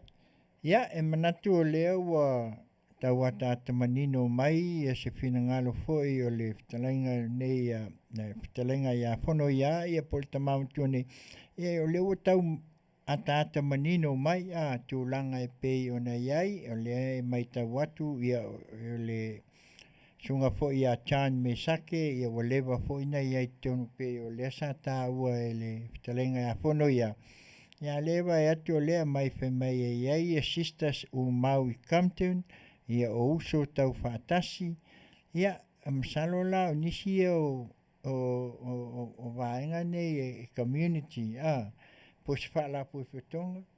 Ia po le mea e ese la le community lea, ese le mea pea whapea ni association. Pe tasi ia pea tu whaatasi le vaenga lea. E o le tau titilo atu po ese vaenga ia, pea po le aso si la fia iai. Well, it's a tu and fai tu Association. Okay. And apply level la tu via. Ya mana tu foi tu fatasi na ta collaboration. Ya e fai foi. E tiro is awala e fai e marusi aile. Ya le proposal la fai. Ya ale vai tu e foi farptonga. Ya mana e foi le tata no iai. For how do they get their money? Where do they get their money? Ole nganga ia tamwhaisa awara e mwhai iau so sani mō tātou tangata. Whata ia lawa tangata e ele ason maoi matu ainga e whatau. Ia mate atu, ia tū maisiresi tasia aro Samoa le whaitoa ole Safeway, I think it was Safeway, ole Food for Less, lo lunga la wala, lo ole lunga la wala. Ia stu langa re masan dai le tato atu. One is too many, ia kia wala ko ia. Ma alo se taimi mo po na o over ai e Samoa o lunga la wala. Taro fai. We've got to do something about these people here. We have the responsibility to try to help those people. We cannot sleep in our own place comfortably. Ai loa o lo iesesi o lo mos por kito si mea. O stulanga na e tau e o tia loto tatu tamwhai. Ie iesia tatu au ngafo mo nasanga.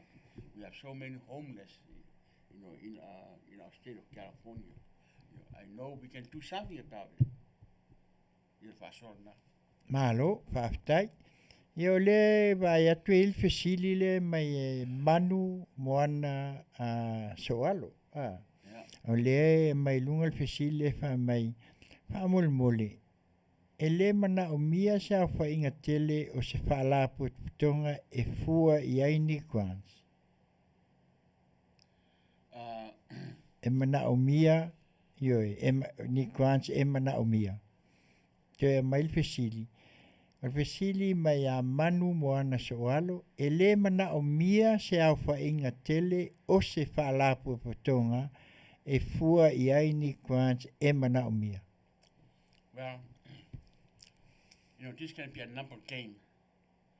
O to tele o tangata, i tonu o se wharupitonga, o ta ua whulina.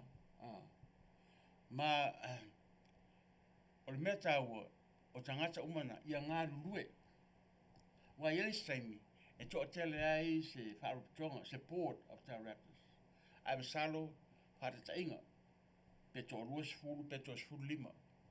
Ana o le tua wha pe to lima tangata o ngā lue. Yes, it's very important to have whapea o le board of directors a tātou e luasfulu lima tangata la iai, pe sfulu lima tangata la iai. That is very, very important to see that number of Samoan people. Aufula in o tātou i se a rapi for our grant pe o i tōna city council te tiro mai o city council i tō atele tangata i o hatu tā ua tele mea na it's very, very, very important. O te mantoina au ngai i Seattle, e saimi sa tamwhai iaile mlaiki le kitio sa mua lava wa unen whaurina le tausanga o whai atu lau ki kitio o mai matato o so i te ato le luasfulu tangata le mato o e le fia ai mai o la mea no iai tasi laso e rua aso a stau le tala o la whai mlaiki le kitio sa mua the importance o tangata show up i me whapea i oe e tā ua tele le tō tele o tangata e tā ua fo i le ngāru lue o mua ne tangata i le tā ua le luasfulu tangata o se board of directors e nā tō tōru pe tō whā pe tō lima tangata o ngāru lue tātou uma lava e taun whai e whail tātou ngāru renga we are all responsible mo lea organisation leo tātou tamwhai whātino a wā tātou tautua ia mo tātou atunu. Tai. Ia, masalo a whai o e maua mai manu moana a soalo ia o le tali atu le nā ia e pei o nā watu manino ia se tali a le talenga ia Fonoia ia e anga tonu ai fui lau whaafsiri ia pe ua whaamali e ina lo finangalo ia e tusai o le tau whaamalam la maina. Ia whaaftai a Chan Maisake e o lewa ai atu e sa o leala o ese e whai mai ese lava ia Samoa Organization non-profit ese fui mea tau community. Po le sa o lea mai manino mai lunga i o. Ia ai mai se fui ia e le tu atu le ia ai pe o le tūlanga na le ia e o le tau le maua mai te i tau tutu pe i le mai la e nisi o le o maua le mai le ia o le na e pe ona o le tau whaamanino atu lava tūlanga e pe ona iai ia pe e sisi me te tu e whaapopo ia ai se i papaya tā foi pēa umai e se me fia whaapopo foi e le talanoaga i nei tūlao le Afiafi. Whaftai, e whoringa mai, o isa manatu whapea, o isi whaarotonga, they are organization, but they are not non-profit organization. O le tere lau whaarotonga community, they are all non-profit organization. Se wangai i lotu, they are also a non-profit organization. Aisa o le status na e whaingo pia ai, ona apply i mea tautupe. O te leiloina i a nisi whaaraprotonga organization Now, the tau whaapea organization, but they are not non-profit. Ia se vangai o se whaaptonga an tangata tele ia te mauainga, e tele tupe o iai. Ia ongre mna o miala ia leo o se non-profit organization status. Ia awa o mialo le 501c3 non-profit organization status. Ia pesa i o Savanoa lea e fsoswan de mo tangata lima vai. Yo ai pesi o le ngangare tampai ia tātou ngā lua e whaatasi. Pei se ia tautonu o Savanoa na e mawhai ai o na whaalongo mai foi pe a tātou atu e awe tātou manatu wa whainga rawa mea e awe le tausanga ia uman awe le tausanga i na tausanga maila ia lea whapea e atu whamatala atu le tausanga lea po le alo wingo lea mea o le alo wingo lea mea ia o te mira na tātou tū whaatasi ai ia o se tari atu nailo Ia, koe ma whafsiri whaftai ia masalo o lea wa mai atu foi o nā watu ia se tūlanga i pei o nā ia le whasoa foi. Ia ai la se wawai a tātou nei fui vaenga ia le tātou pese lea ia whai mai a le nei fui a li lau iloa ia te rom kwei ma le pese We are Samoa. Si Fofogaina le tai au fou Radio Samoa mai Long Beach, California nei Tautai i ngā luenga i Tiute ma Faiva. We came together as a community and we came together as We are Samoa. Ia usi mai a lau whāpua. Samoa, the greatest place of all.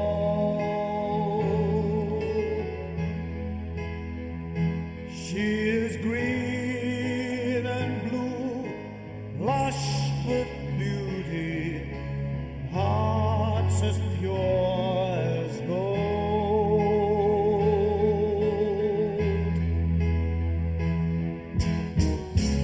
Touch someone with tears of joy, touch someone with smiles of love. Oh, what happy feelings from such happy people. We are Samoa, people from the sun. We are Samoa.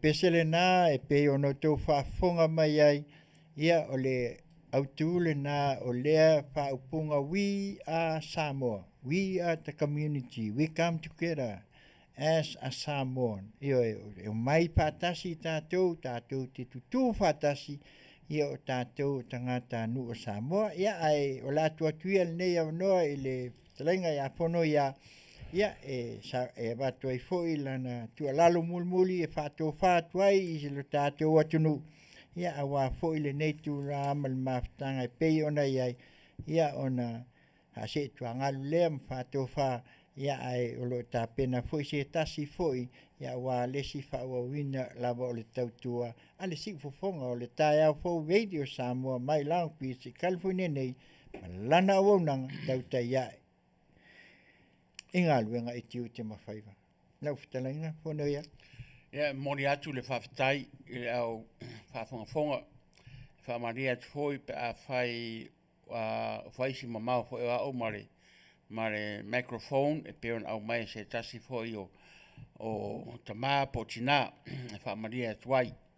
Ai, o le anganga lava la tauia o le tamawhai ia iai so tātou sau mō tātou tangata. Ma e whailau tala am ia o tau o New Zealand ma Australia. Whaamalo whawhetai atu i le maota o Samoa ma le malai ola o Samoa. Am ia o tau. Ma o se tūlanga whona ua o iai, ua lewa no iai mātou i nei, i Amerika. Ma o le nei taimi ma le nei tūlā.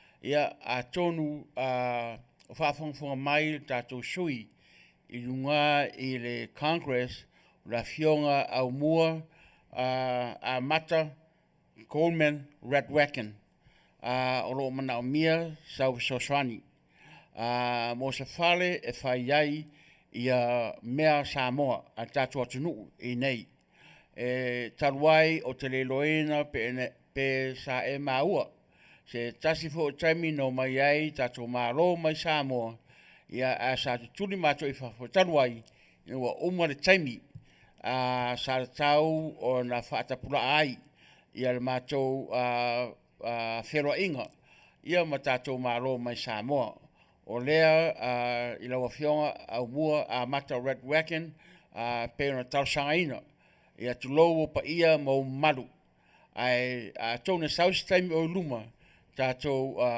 wheroa i a tiri fo i lea o tal tonu sa ta wheroa i mua foi sa ngarua wholo tangata se tulou i lau campaign whairunga i Washington State ma tal tonu mamlama fo i loi tu ai ngā tangata o oe tangata tau tua mālo e ui lewan whaapea o lo i nā i Washington DC mō Samoa o lo i ai fo i o tangata i nei i lea tunu nei o lea tau sanga i nai lo pa ia mo lo malu au mua a mata Red Wacken ua mana o mia lau sosani mo lea wha moe ia o te wha maruru atu ave vai maru i puenga da whai foi ua iai se upum po se tala foi ua le tala whiangai ma la o tau Faafofoga'aga ia lafo ia i nuu le ai ngā o le nganga lawe e tātou ngā lue whaatasi a wae saustaimi o matu tātou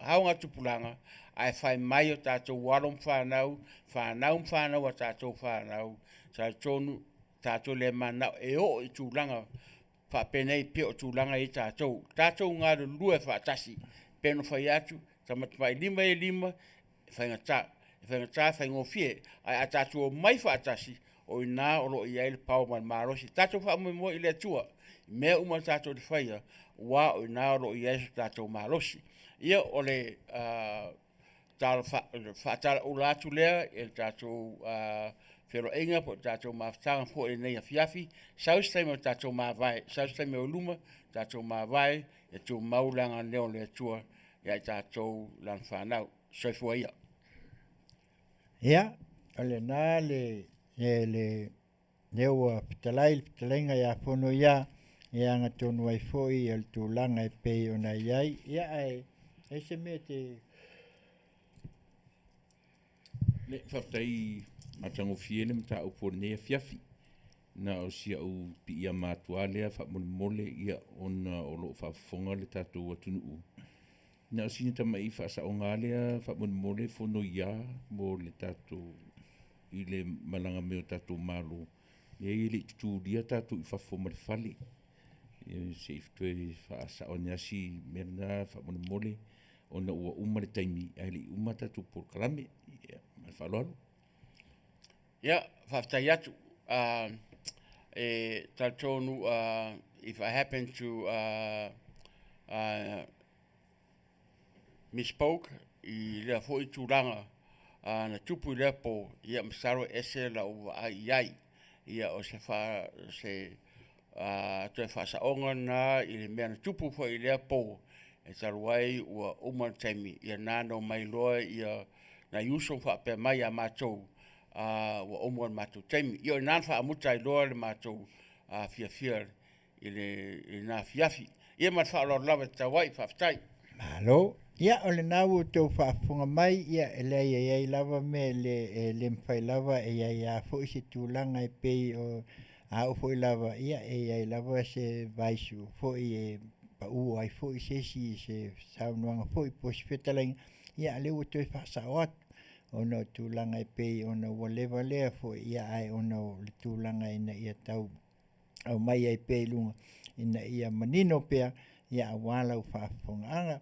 Ia o le nāle pol kalame le nei tūla e manatu ia o le a umuli fo ia le whaftai atu I le Fetalaiga fo ia Fonoia ia ona o le nganga pea lava o le tau whaamalamlamaina.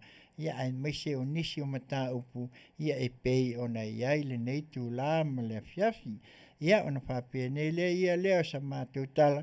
Ia alofangia lea tua ia maua pea le langi mamā ma le soifi mamaua I lau Fetalaiga po o e fōle tamāmatua. Ia tātou toi wheiloa I lea asolulu e whaauau ai pea ia le nisi foi o vaenga o tātou polkalame. Ia awa ia se Faafofoga'aga ina ia au mamanino. Ia le Faafofoga asi o tātou atunuu I Samoa. Ia maise o I tue whao le nei laulangi. Ia le mea la lea, ia le pese la lea. Ia e whātua whātuai, ia e tusa ai o le nei tūla e pei o nei ai whai mai. Tangi o le atunuu. Ia. Ana le se anoa. Mai le puni alawa. Wha se kua.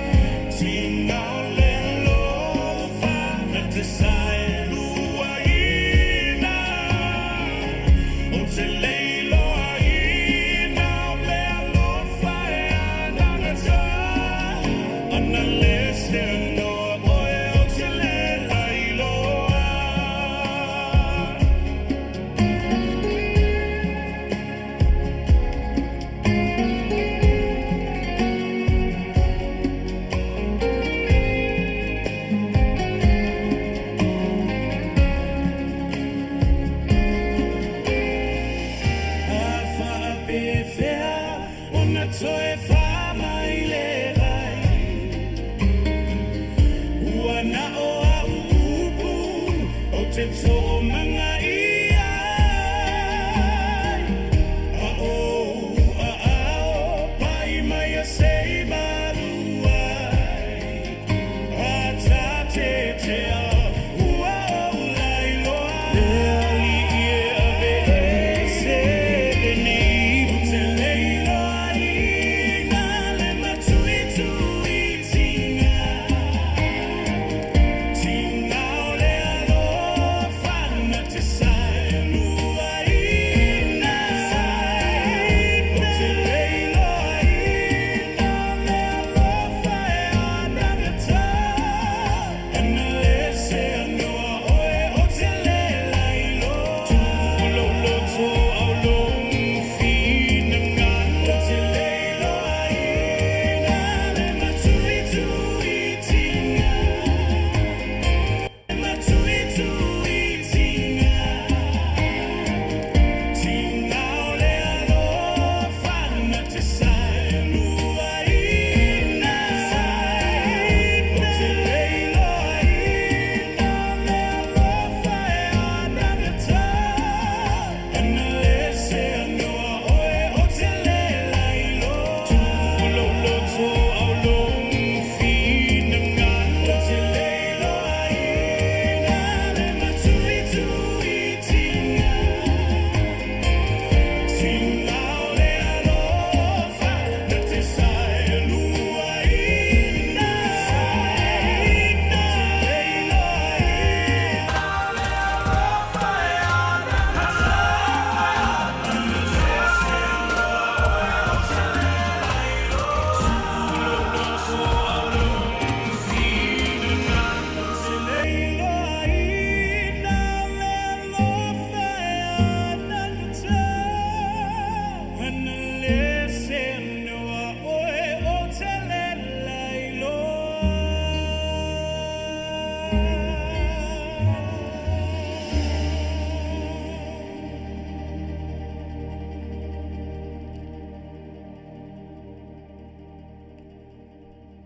Ia, o le nau o tau whaafonga Samoa, ia le pesere nā, mai le puni ala waa, ia le sunga le Faiva, ia lale peteu, ia malfaltua ia vini, ia male nofo i alu, ia whai mai ana le se anoa, ioe.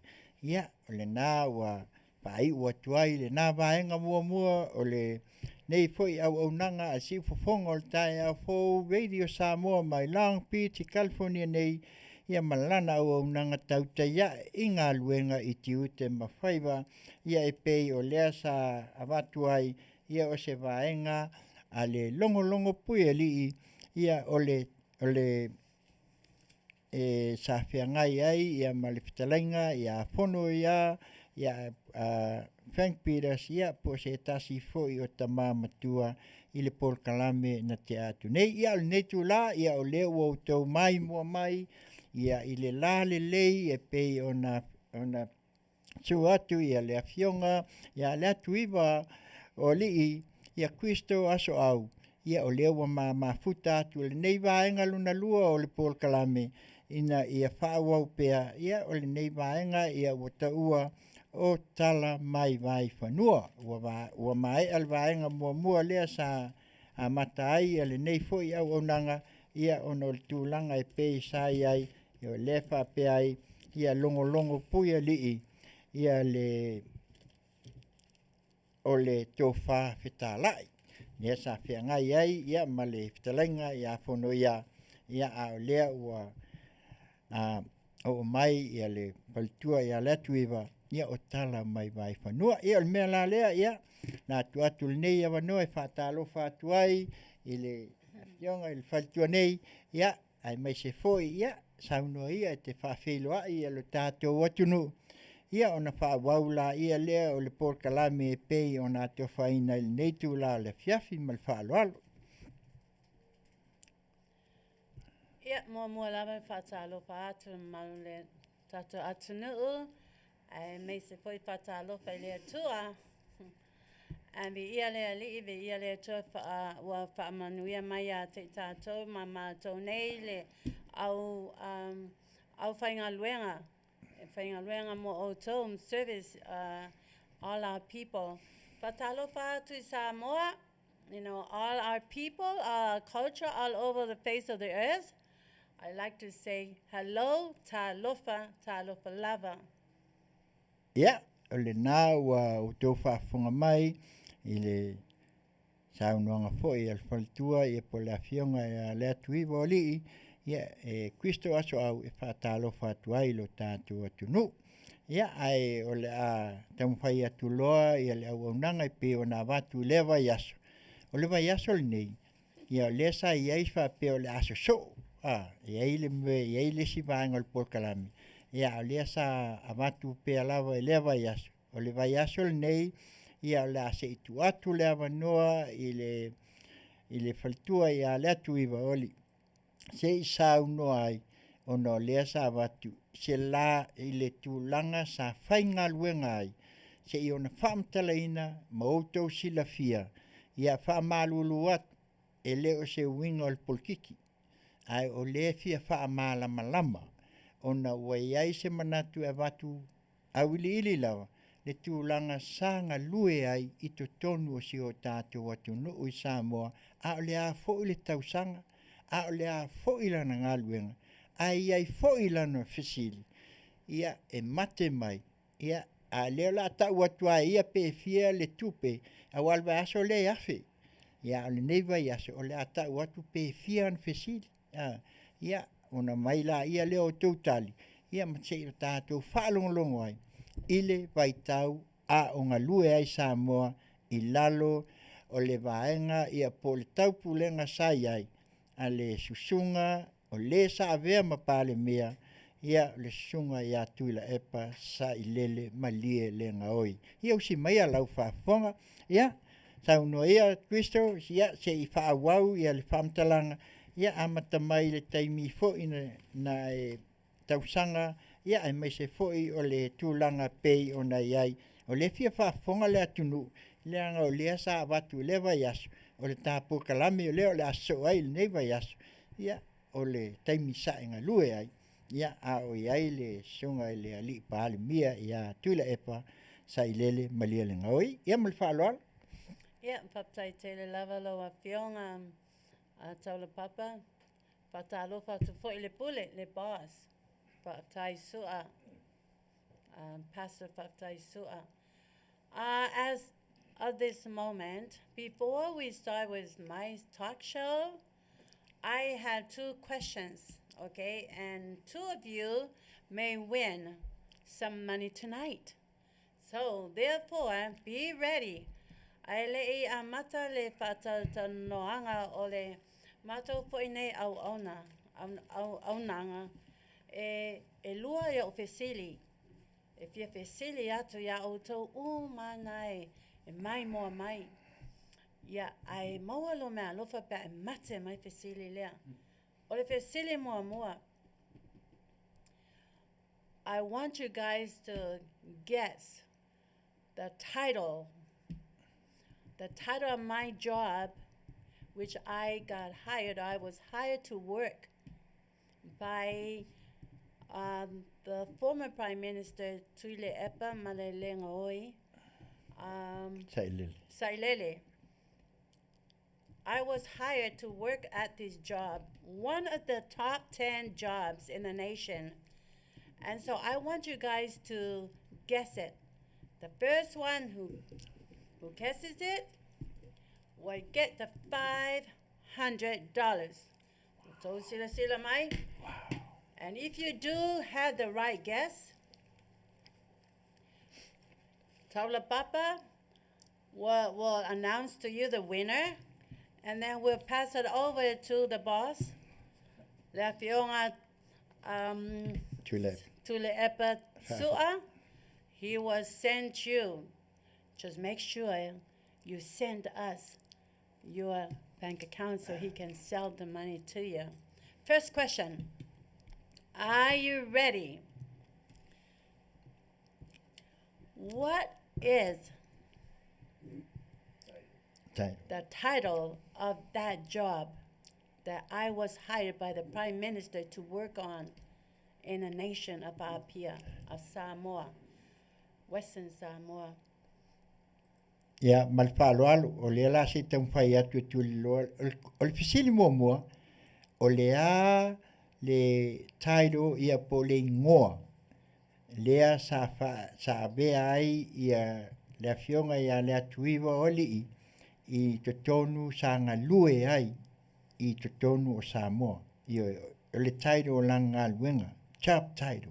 Io, fisili mua na, ia, o le ala amata, io, a ole kali vabe mai se i umales fesili, e lua fesili.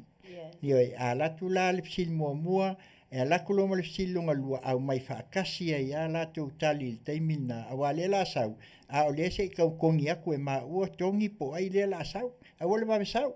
Io, Langa umaloa luakulol pese ia umaloa fisili longa lua, ia Kristo. First of all, you got to understand the job, my job title. Abbreviation is D-R-O. D as in David, R, Richard, O, Oscar.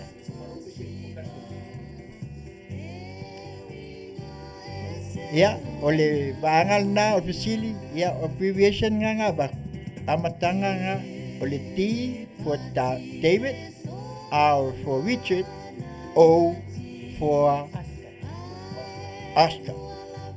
D-R-O. Ia, tali mai loa. E fisili mua, le la walwa kul pese, e umaloa le pese, umaloa. Ai le la tali mua fisili, on fa kwa mamla matle muli.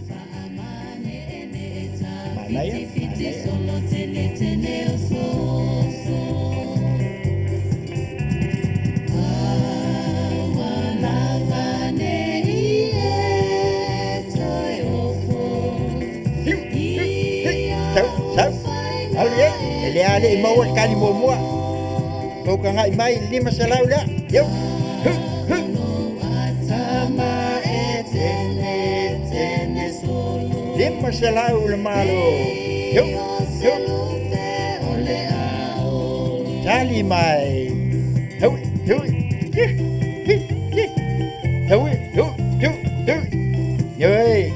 Ole la.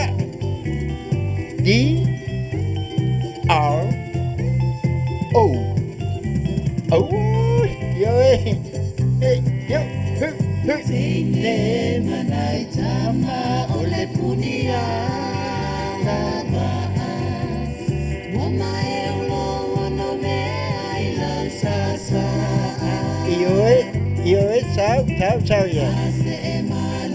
D-R-O.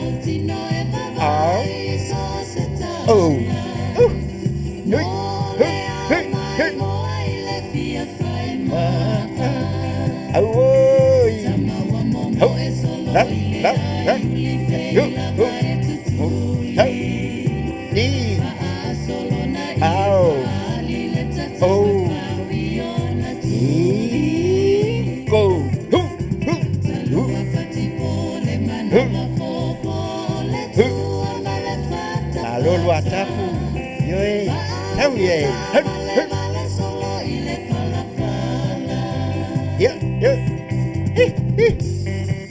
Lima selau, tasi selau, dua selau. Ya, lewa umal pese ele i maua mai ia le ngoa o le vaenga mua le fisili. Ya, la atu pea o la saunoa pea Kristo po le ale si me fai a ele yo ina fisili atu awai al vanga muli. Ya. Okay, ole second question. Ole fisili lona lua. Tasi le upu. Le mafua'aga na haere a'u, na haere ai former Prime Minister tui le epa Sa'ilele le ya'u. What's the one word why he hired me to work on this particular job? It was a very dangerous job. Ya, ole na, ole ala watu foi e fiala le price o le lima selau foi. For ingale, if 2 people can answer, you get 200 each. Okay. Ia, o le fesili luna lua. Ia, o le a, le ingoa, ma le nā lai o na haia. Ioi, le nā lai o na ia le whaletua, ia Leatuivaoalii. Ioi. E lea wakua la se abbreviation o le kama lea, nanga e tasia, tasia. Ia, ai le lei o na utou titilo e ai. Ma te i o tau whaalongo iai, ia po lea, ia le winga tonu o le tali o le fisili. Le la taat fo il pese, e umalo fo il pese lea, ia wa uma fo fisili na lua, fisili mua, ia lea sa iai e le umaua. Fisili na lua, ia o lea le ala na haia ai, e le sunga, ia tuila epa, sailele, ia malia le ngoi, ia le fionga ia na Leatuivaoalii. Iwe. Ia, na taatu pese lea.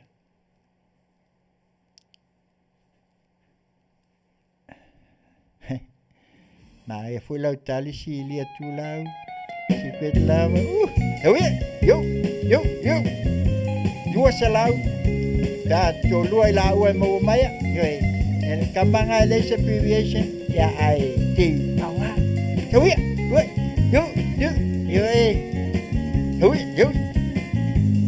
Yo folawa ele mo seisi. Yo. Oh, ya oi.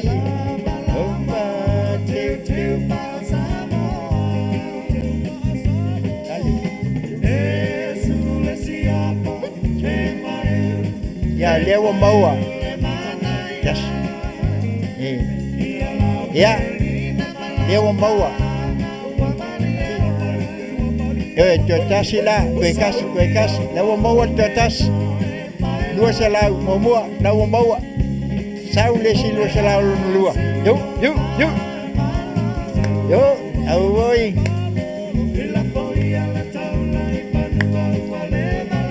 Ioi, ke ofu, lewa maua kuekasi. Ioi.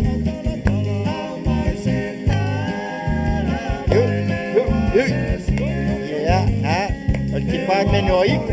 Ya, ioi. Au sawisi o fimeo. Ya, lua salau mulmuli. Ya. Oh ya.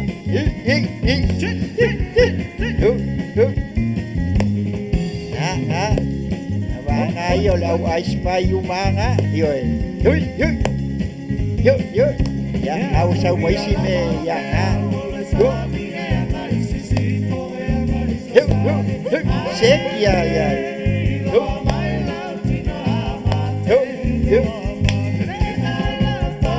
Kau kasih ngau bawa maya tali.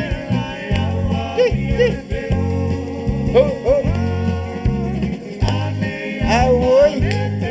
Dua salau membuat awal wak. Dia usah luna lua. Ya mau lua. Ya. Tapi ya tai ya lewa maua. Ole na maua nga mua o luna lua tali lewa mai. Ya faftai o lewa maua e silia tualau. Dua salau lea mo silia ole au lelei. Wai ko ka ngai mai le la lelei. Au ke ofo kele a. Ya o tuli.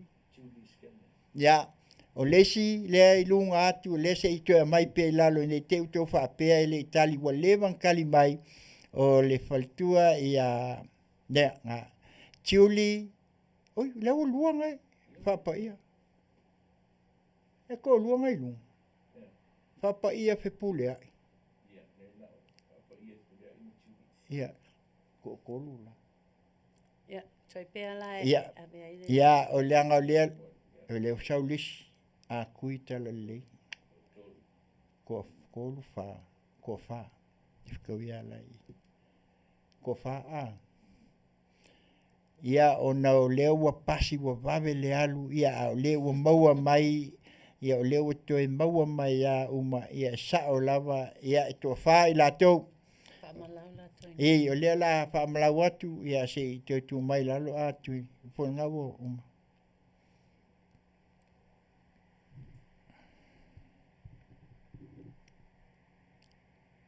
ia o ngai mo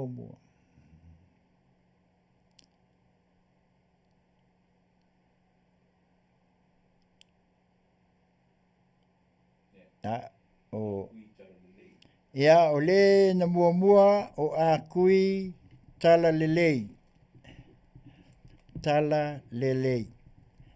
ia o le au lelei ia o le lona lua o faapa ia fepulea ia fepulea ia o le lona tolu o Tiuli Lupe Scannon Se, ia se whamalau mai la to answer. La to tali. ia o le latou tali au lelei ia o whaapaia o puleai o le au lelei ia ma le tali ma le lona wha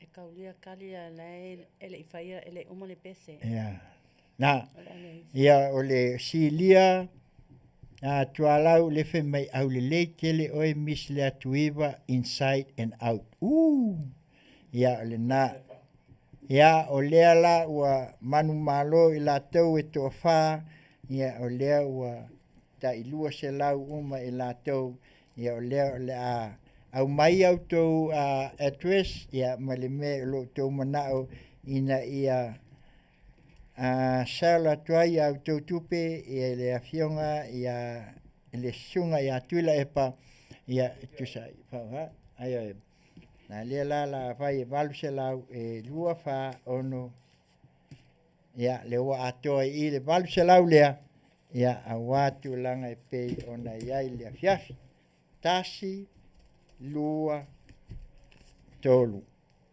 ia ma le fa lua fa ongu valu sefulu 200 each Yeah. one more One more. ia 2,000 lua fa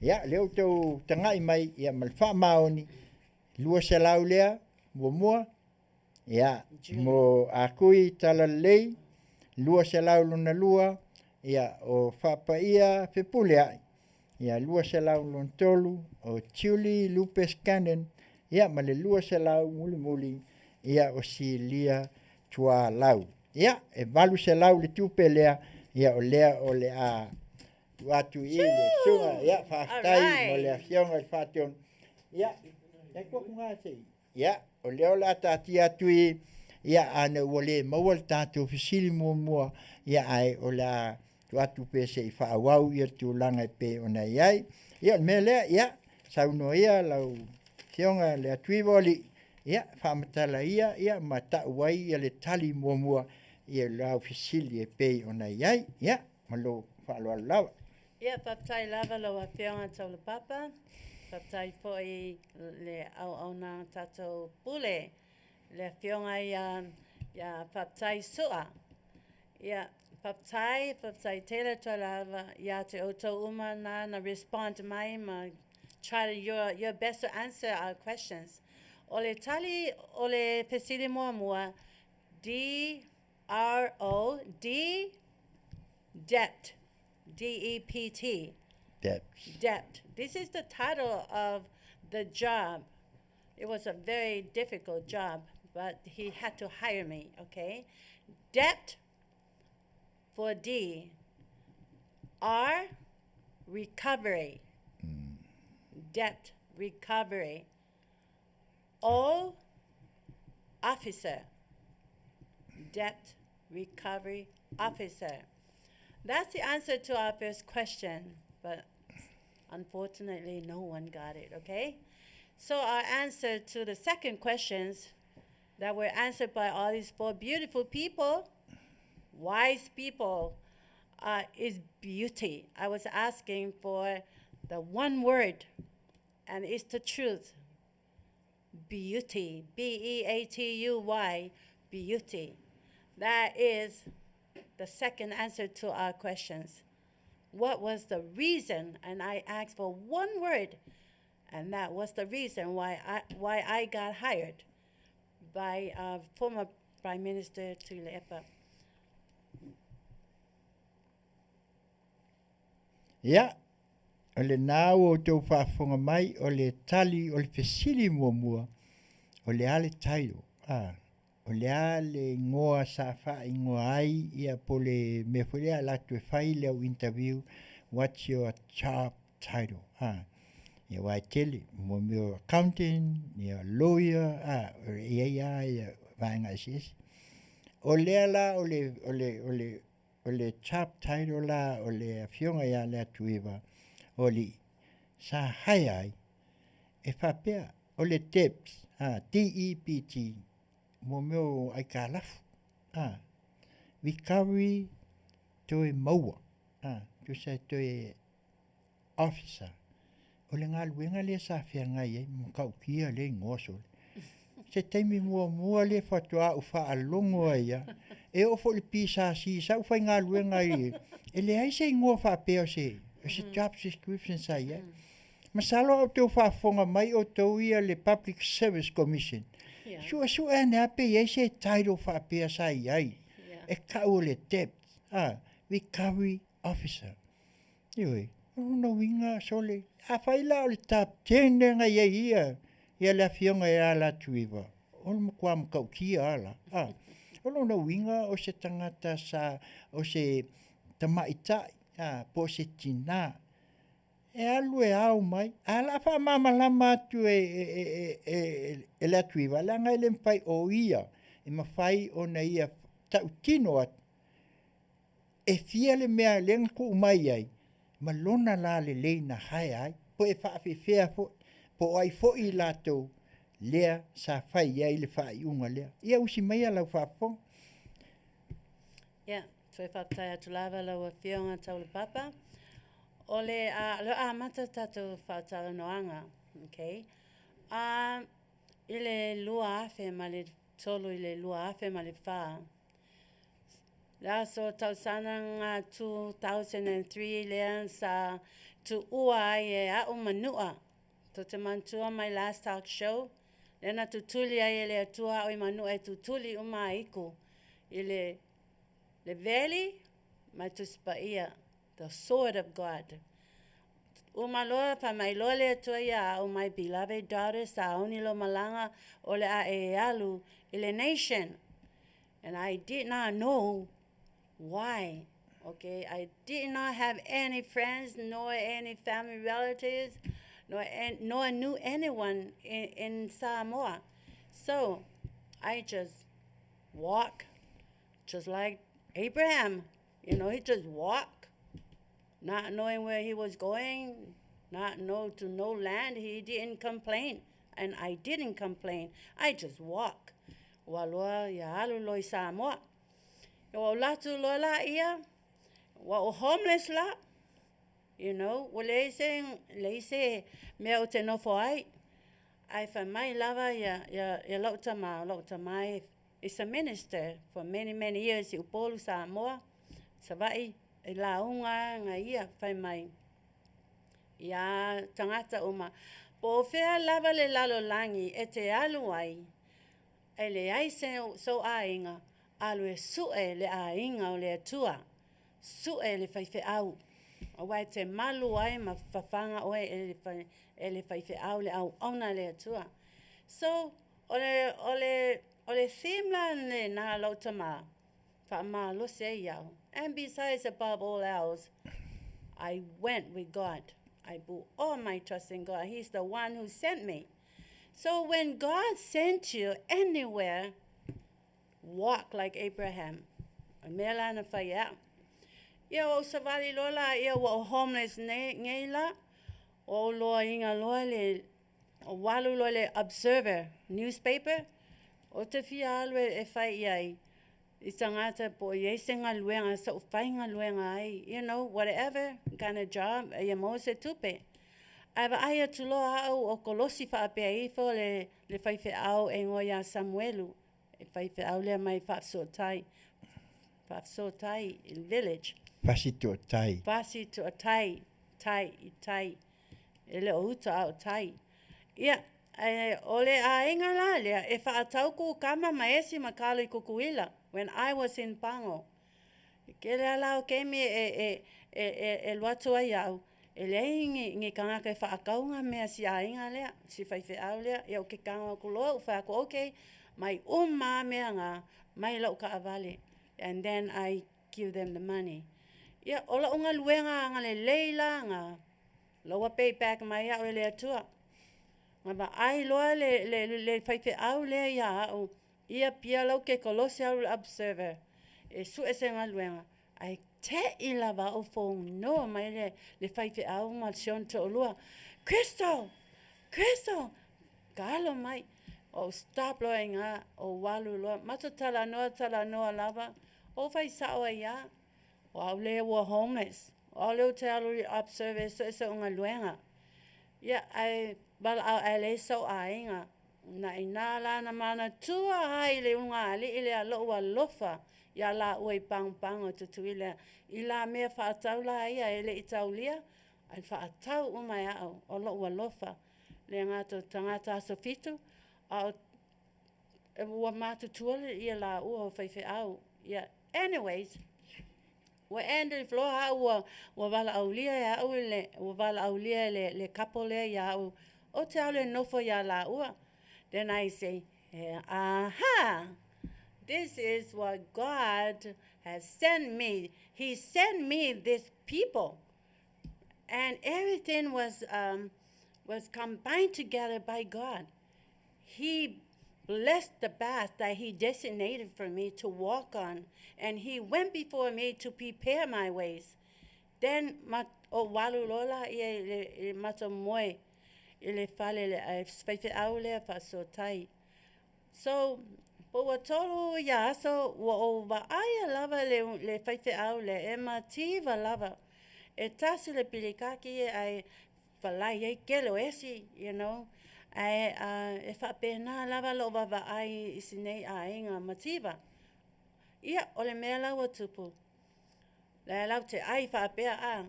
Ile small wooden table. Umile no foa. Ia la whaasanga o whaapea. On the wall po lunga le piste dresser. E iai the black TV, like a little tiny box. And that's when I was eating that night, I saw advertisement. Wa loa ia ngā luenga ale atunu leo o tātou I upolu. E advertise la to ngā luenga I le media. Ele peo tātou I nei o, well, now we have internet, but those days o newspaper. Ai te tilo atu au. Pe tolu ia jobs like tu mai, malato description. Yo fatu o vai. Te tilo atu. Tua over qualify lava I job ia o fai atu loi whaifeau, loi loa. O la awalu nei e applying I ngā luenga ia e tolu. O le job lale, kua over qualify au, I'm gonna go for that job. O le job, o le TV. O le DRO, Debt Recovery Officer. And that was the job title. And its description. Ia, o lo le tai au, ai le yo momoe la ia po, wa tatalo. O fai au se tatalo mai mo au. O la walu e qualify ia ngā luenga umaia, but I like that job, the TV. Ia, tatalo sunga alii, tatalo fo ia ue le po. I'm a prayer warrior. All my life, I'm very close to God. And because I believe, ole atua len atu aveina ui upolu, I knew in the back of my mind, the part of my heart, He's not going to neglect me, abandon me. He's not going to allow me to be homeless. Yeah. O ola le tai au, o walu lola ia wa shower. O le shower las feife au lea. E le ai ni pui pui. You know, ta te shower ai, o ifa pa apea pasi. Pasi fo pasi talane o wharela inga. Ia o ifa pa apea ia taxi. Ia o ifa tamaiti a oa. Ia sababali ifa tangata. Ai ta ele au, you know, fa mai alo tama ato woi ai kupito. Vai le fa ai kupito. Ia nā lau pape, ia loa usau mai le shower. I live in a big home in America. A loa usau ta ele fafo. Ia le tauna o fefe ta ele lo polu, you know. Uma loa o ta ele. O walu loa le pasi. Wai le sau ta awale. O walu le pasi fa asina mai siunga le mela iei le TV fa mai ae alu. Fai le ave pasi, ave oi mo le nuu. E lo umai e tangata le TV. Ia, o le mea nana tupu, o wosa le pasi. Alu au o le apia. Pio sofi I tangata I lalo, ai lato o fai tamaloa. E fa mole o te fia alu le mela iei le TV. Ia. Mai mo le nuu inga nga lako ang po ke alu so enga luenga. Yeah, alu ale pasi avea. And I was so amazed because when I got off that bus, ka le to a tele o tangata, like 300 people. Papela au, walama wa tumuai nei tangata. I was a, celebrity, movie star, super singer star from Australia or New Zealand, you know. I love to out of tono le tumo le SBC le Samoa broadcast. Ole tumo mai o tangata na watu. E fa tumo la to application. Ile ngaluenga le tasi. Yeah. Ola to lo tu ya lai Ole tamai taipule la sa ia tufaina ia nei applications, job applications, o Sabrina Fale. Ia wal sauloa, alai tu lava o sauloa si teine fa mai tamai tai fa mai. Hi, how are you? What's your name? I said, my name is Crystal. Yeah, okay, are you here for the job? Yes, certainly. And I hope I get hired. Yeah. And then she said, okay, I'll give you an application, fill it, and I'll talk to you later. So, walu, papelo manatu. Listen, miracles. Papelo manatu. E o umata to manatu lea. Ba e alu se motu mamau le iso ainga. Le iso tangata, iai lava, le iso wo. Te le se te loina e o fo ya o manatu no o ya au. Papea au. Ai longa hayaka ika ia I'm nobody. You know, I'm from Tutuila, I'm from Manuia, I'm from the United States. Ele hayaina ia taita ia ele se ainga. I don't know anybody. Yeah, Aruloa interviewed me and it was held in English. She was spoken in English. And I believe when she was interviewing me, I guess, she saw me, heard me speaking English, American accent. So she knew I was not from New Zealand, I was not from Australia, nor was I from the island. Nafisili Mailoa. Where are you from? So I told her I'm from California. I'm originally from Manuia. O mātua uma e mai Manuia, au sau mai California, United States. Ia uma loa sau lole announcement, whapea mai. Ia, what Faafetalaiga le su mai ma file application, a o to tolu se lau application. From this 300, e to a tolu se fulu la fili mai ai, ile tolu se lau lea. Ia, mato wo umaala ia wal fo ia kesle pasi. Wal le fale o about next day while I was showering, I Fonoia to Faiva. Crystal, sao le ke fonga TV. Ya luatu au. mai le tamai taipule ya Sabrina. Is this Crystal? I say, yes, it is. And my, okay, you're one of the 30 people.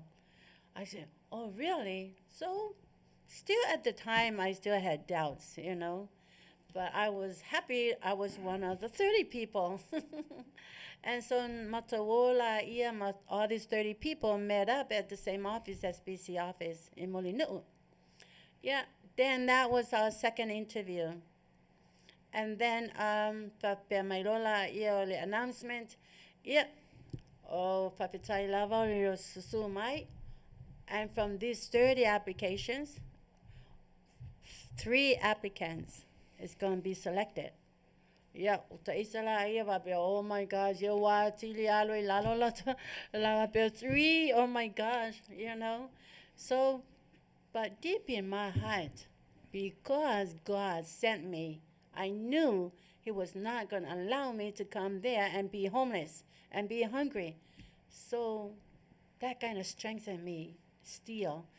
So matawolo le fale. Yeah, same thing. It's the same thing I did. I shower in the morning. I Fonoia to foile le tamai taipule a Sabrina.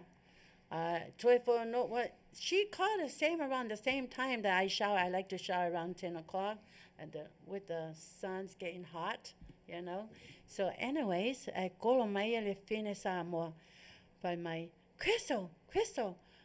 This is the pastor's wife. Lewa call my TV. Our woman na ufai ele Galuega ika ko la avelenga luenga. One of those 3 avelenga luenga. I call my Lord Sabrina. Pamai. To a tolu yeah, meet here at 1 o'clock. I said, oh, okay. Yeah. You know, I just did my thing like I normally do. You know, put on my puetasi and look shine, and then I left again on the bus. Matoatu lo tolu mato. Faafofoga mai. Ole to tolu lea. Ole loia mawalunga mai oi Australia. Ole male tama lo la poa aulelei. You know la poa ai mamo. Ya tunu ya pa aulelei le tama lo. Ale isi tua. Oi tama ita ai tua umalava lana faskolesipi. Ngalo ya le ngo ole kolisi le ia pia. Anyways, University. yeah, ole, yeah. Tala noa mai lava lama so, yeah, familia le tamaloa le o tu le famai. Yeah, yeah, I did not keep record of his name, so I don't recall his name. I'm a lawyer. I'm an attorney for many years in Australia, but I left my job so I can come here and get this job. Yeah, and I'm planning to move my wife and my family down to Samoa, and I know this job would do it, will help me move my family. Then I said, he was the first one to call, to go in the office for the last interview. Yes, and I said, well, good luck. You know, I hope you get your wishes.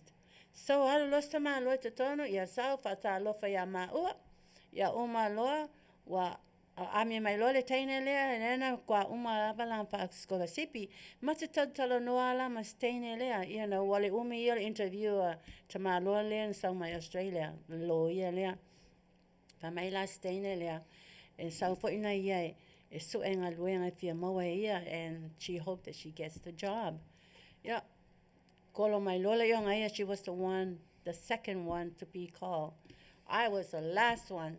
So I shook her hand. I said, good luck to you. I hope you get the job. You see? Alu lo sitene. Yeah, alu interview. Alau te nofo, kiki lo lisi ko. Mai maula o kemi ngai mea. Ele kaulia ka ika. You know, eloi, my mind fa pia. Ya lela hae le kama alua la le loia. Yeah, I am nothing to these people. Le o se kanga ka ngunge. Yeah, so lo sitene. Fatalofa mai au, I said, I wish you luck. Alu sitene. I kolo mai loa au. Ya wa latu loa. Yeah, interview au Sabrina Fale. Yeah, Umaloa Famailola Ialana, she repeated the same thing she told these other two. One of you guys would be hired to work on this job title. I say, oh my gosh. Yeah. So I left that afternoon. Didn't think that I would be it. If I'm Ayla Sabrina, one of you will be called for the third interview. Yeah, oh my God, lo mga kulay la haya le kamalole sama Australia, he's gonna tell the people he wants to move his family, the wife and the kids. So I said, well, he's gonna be so convinced, to the people along with the family involved with the children.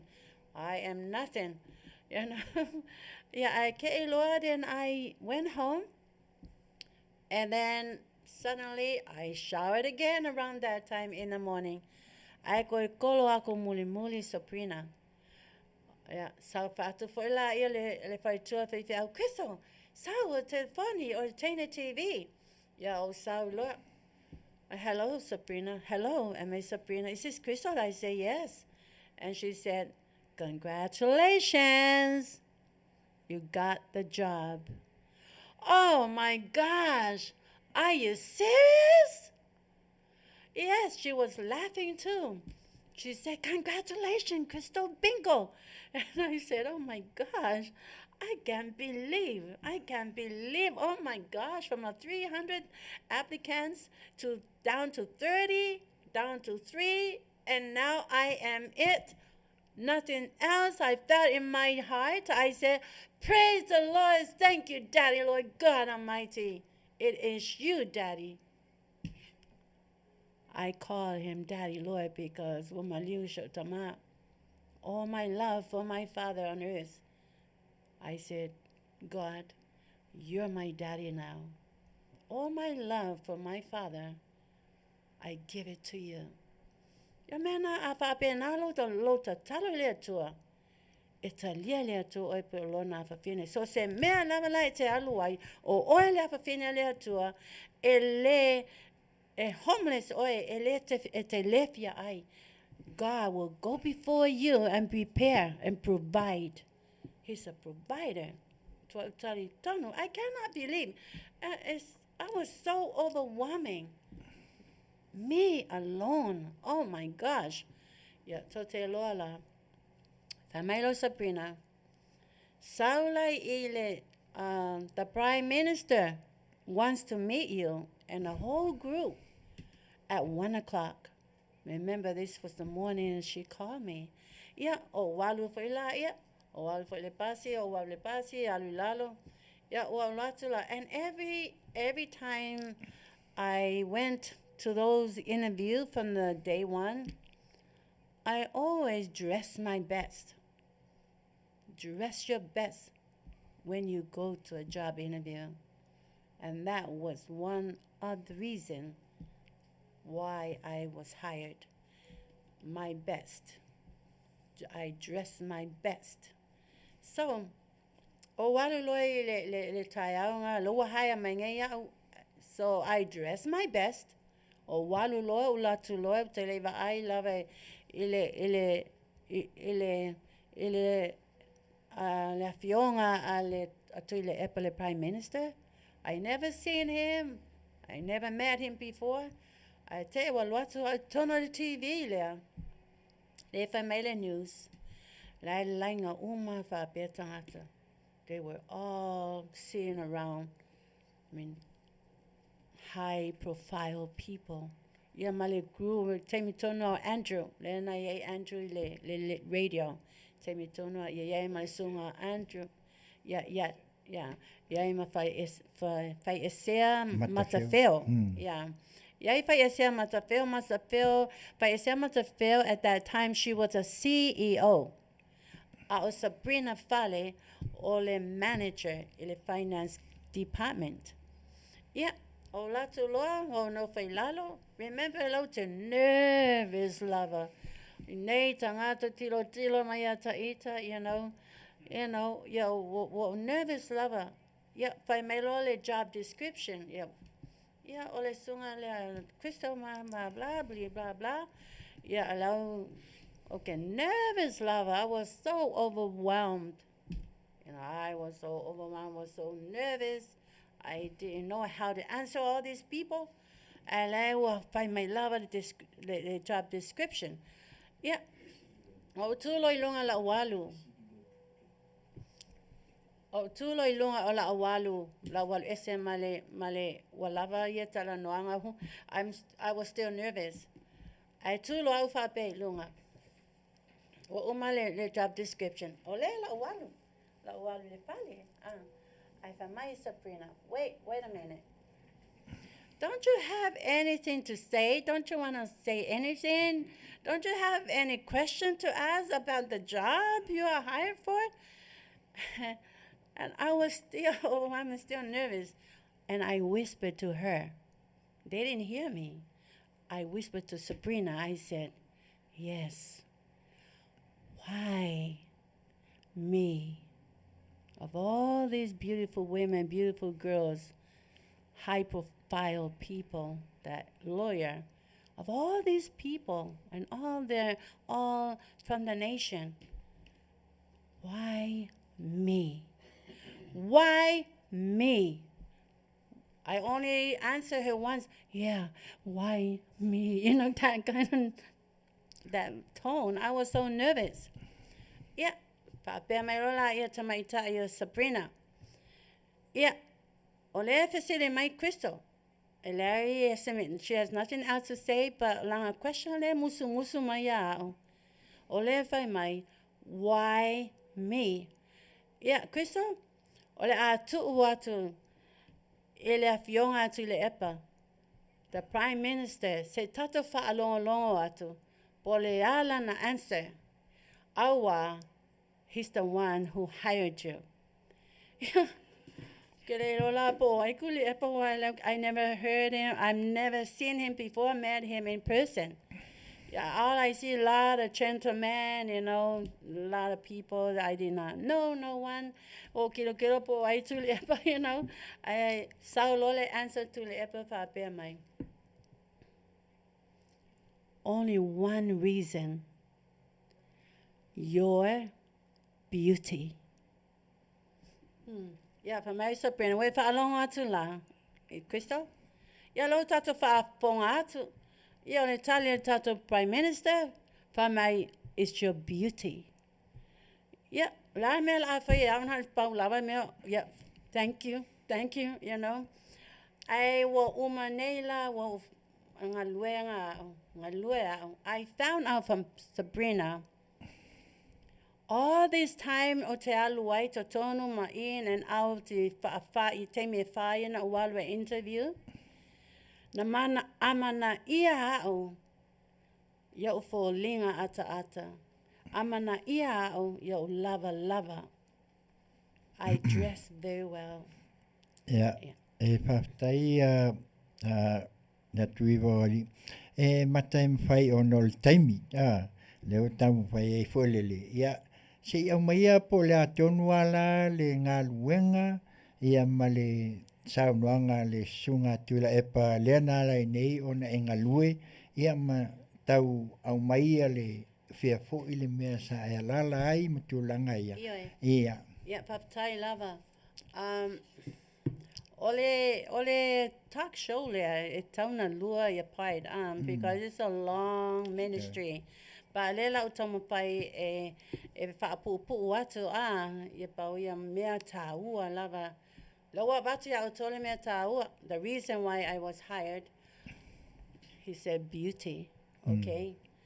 O e mat ele loe au o le matai mai au ele Prime Minister ma tangata maululunga ia malo. Ia u lava pule tasi. O pule kasi ngā ula kua mau ngā I. Nā pai ngā ula kuloa homeless. Nga walu prepare o makuang o foi mangua ia alu upol. Ai le loe au le matai mai au le Prime Minister ma tangata maululunga malo. Your appearance means very well to all the business people. Okay, so ole ona whaamatala mai lola ia e sunga tule epa ia, le Afioga tule epa ia te au job description, my job description, whai mai, oe. Ole a e alu I lo au le leina, e au mai ngā tupe, ale au milionea ia ingei, ale au wealth, au riches, tangata pisinisi ma tangata whai pisinisi, tangata directors of all the ministries. Yang ala whaalongo au aia, angare sau lava, e lea mamalama o le system o polo. O le system la o polo, departments is considered ministries. E ese la ko concept sa. Ia wha mai, i ola e alu lo au le leina. Ola e alwe, e au mamai lava ia. Ai tā lafu ia, mai au kuluku ia, la ai ka lafu le malo. O le job la, o ka ngaka ia, ai ka lafu health ministry, tourism ministry, court ministry, iai fole police ministry, unlikely here in the state, health ministry, education ministry, congregation ministry, ko inga department umai ka o ministry. E alu la, o e au mamai ia mai mau milion ia I Samoa o na ko pisingisi ke kele. Ia mwhai mai, e leanga o upolo e ke alu ai. E ke alu savai, ke alu I apolima kai. O me ngā walu ai, male whai mai la. Lo au le leula e alu, oh my catch those men. I said, oh my gosh, really? Yeah, longa winga, leanga ka ngā au le le ia au, I felt like, oh, la afa o ngā lau au le le, o ke alu e pio le I Spy Woman, for anga le I Spy movie, to dress, yeah, go get loa, to make the story, o walo le whale, o whapea, oh, now I got it. I have to go and entice all these men, old men, young men, businessmen, poor men, whatever business they work in, whatever kind of boss, le brewery, like oi by lima, yeah, o be wake up fe. Wa hire la ole beauty. The only picture that came to my mind, they hire my beauty and make money. So I thought, Lois and Mea, Papia, how am I going to get dressed to entice this man? Should I wear my Hollywood fashion? Or should I wear my tight shorts, silk, and skirt and heels? Or should I wear my puritasi, plain Samoan? E tote loa la, na maa lole puritasi la no o Samoa. Wa o fo le afafina o faifeau e pule tasi lave me oma me te aluai. Even now here in the United States, that's all I wear, nothing else but puletasi, okay? Yeah, ola unga luenga la le, whapea mai tu lepa. E alu e au mai lama e kala for 2.1 million. 2.1 million. La pu ko kongo le government. O ai ka lafu la ia pisingisi umange ma fai lotu e congregation fai lotu sole e ai ka lafu foi o le ministry a loku pope o walu ai ngala fa Fetalaiga le tu o walu a mi le pope so anyways o te alu lai malo ale puritasi tene Samoa Why I dress like that when they hired me, I should dress all the way like that in respect of our people and myself. Yeah, olo mela na fight. Pampea mai lo tu lepa. What is your favorite color? Ovayatu. Pink. Tote lo ala. Pamai mea tu lepa. Ovayanga la yo Sabrina mafaesia. Yo o tu la stofi. Wai mai le kavalfo kristo. Le pepelo le Afioga tu le epa. Okay, la ku la skofi nga makaila nga luenga. Whoa, lo behold, there was a beautiful mini car. It was a Getz, pink. So I said, oh my God. Go if I money for you ku le epa. Not only that, la hire o asalemu or retire my sheriff. He's a retired sheriff. Later on, I did not know who he was, but later on, I found out if I might is ala mai oi whalefa. E loa ea o la tuso i alang ko o lua i le pasi sau mai whalefa. E su e kama loa leo o aru solo hima o. Anyways, e loa ea o whalefa. Why, e alo o lau tāwale, I say pene. So I got a brand new car, Gets. O lau tāwale la nai, e pule ia o alu le ferry, e free. A walu fole ba alele e free. Po fea me la o decide ai e alu sava i au. E free a me o mai a. Ia, le se mea. Ole totelero pe to Cecilia Fiena le fale. It's like a mansion, a big, wide building. E fitu e ona potulu na e kolu ia potku ilalo. It's like a American built home. Really beautiful. And I lived there all by myself. I whangali. I whangali. Le awala lai alu yuka I whangali tai. Alai ele mga kolunga. Pai le Golf course. race, yeah, golf course. Lai ele fale ke le anga. Yanga ua ngai fale. Awa walu lai lunga e ngofa I lunga. Nai kilo uma lai ko okele ia kamalolo e wako. I lako ka avale a fo ingale. If you oh yeah, all because of my job title. Ai lola o la kolore ka vale papea o lunga o vai se vai ya le alu ai open, you know. Ya isi ava o kwa ma o ku lunga le first skepo feel ku le. So that's why I feel so much I had to live upstairs. Yeah, I was more protected. Ole isi la me au te le a matalo nga luenga fa mai Sabrina. Yeah, o lea se ingoe e te mana o ai e tui low Patch. low patch lea, SPC patch. Yeah, wai lai e uma e tofu atangata ma le patch. Yeah, o fatula ia. So walu ta talo I lea tua. Po lea se ingoe whaangoe au because this is a very difficult job. I'm going to face all men and I don't know who men. I did not know whether I had to have sex with a man, with this man. I did not know how I was going to play or act or do my job. All I know is I'm going to face all kinds of men. So I told them I'm going to come back tomorrow with my name. Yeah. O waloa o sau next day o facto la ia Sabrina. May Sabrina. Yeah, we'll decide o singoa o facto la ia Sabrina. Yes. I don't want to use my name Crystal. And I don't want to use my name Leatuiva. And nobody knows the meaning of my name. It comes from Manuia, from that cave. Ai ke Sabrina o whaiaku wha mai lea tua ia whaingoa hau take the name Israel. Pao ngā le Israelu. Le ngoa pa ia, le ngoa pa ia, nu pa ia lea tua lei o Israelu. Ia, nā la ngā papa I leisi question wha pe vea wha leisi question alanga o leo isi tato teimi. Wha pe mai Sabrina.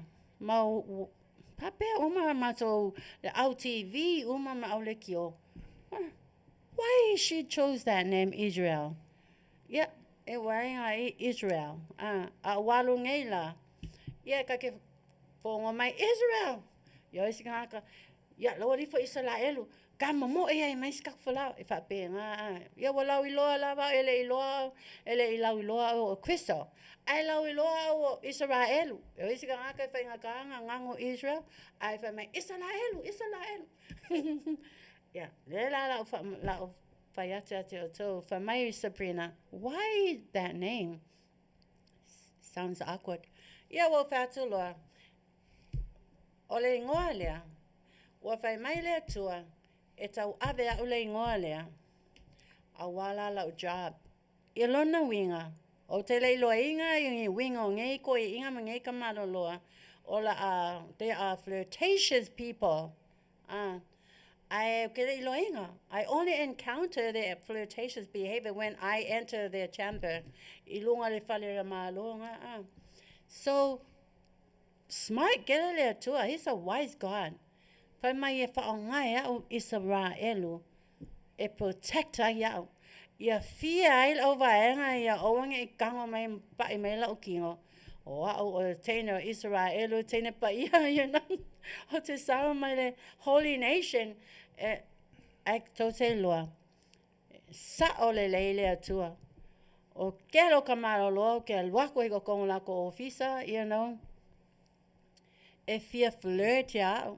Yo isi ko inga e whai mai yes. So mai I. Yo isi ko inga e whai mai se au vanga umai alai le whale le malo lai ia pia. Ia wau ke alo I lako chambers anga e kolo le appointment. Ia nga waru la ia au mai. Ia e whape ngā lava le flirt. Wau loa, oh my goodness, no wonder why God allow me to use Israel. O isi la koi inga ko kongo o vanga I waile loa e koi inga ia o kule epa ngai winga a ngai kamaro loa ma ngai koi inga. Au ke aloa la ma lau pers e iaere tuspa ia I totonu.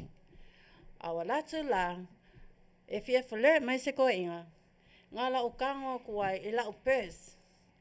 Open lau pers a mai whafole kuspa ia. O whai aku wai, fofola vai. Ako I kia kofu mala koma kuspa ia longa lako desk. O whaku la ia. Grab your Bible. Turn to Exodus 20. Lai e tula pono lea tua oa te moli lua. Thou shall not commit. Hengo whaku la ia. Bye.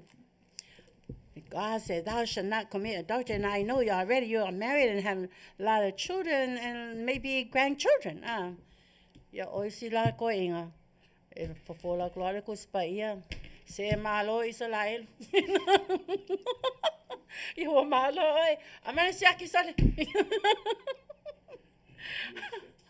Ia siaki la, let me tell you, I collected thousands each day. Hallelujah. Au mua mini le wai. Esa Tony Chan. Oh. Yeah. E alula me wahaya la asalemu.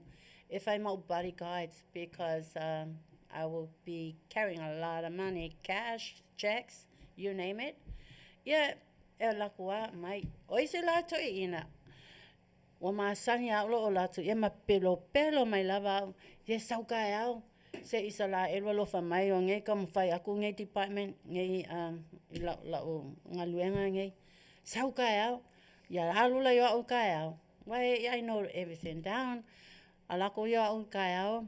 Wa ready mai le supo esi o le ngiu a walu le afternoon o ngai isi kamano loe ready mai po se whaali fukara se lunch ia ma se moe curry moe mai le whale o pi ngaki lei o ia pia, E whapenga le lo whangia o au e ngai kamano loa.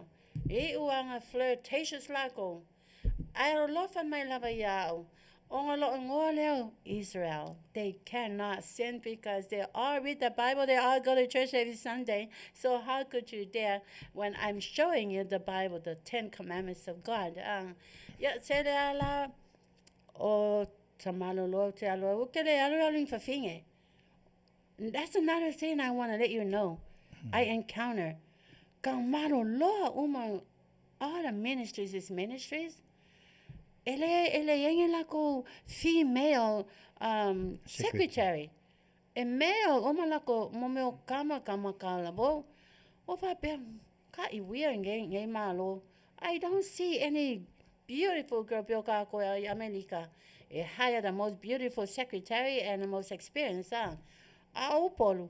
So males because I dealt with them. Kelako ya. Alu ya lo sa for Israel. Yeah, she's here. Israel is here. O male I learned it for her. Why males as secretaries? I learned mulmuli for her. Well, male hire ko inga ya secretaries as males as their secretaries. Langa I po lakoma loma kukua. Maybe their wife told them sorry. Owange hire inga sekenge.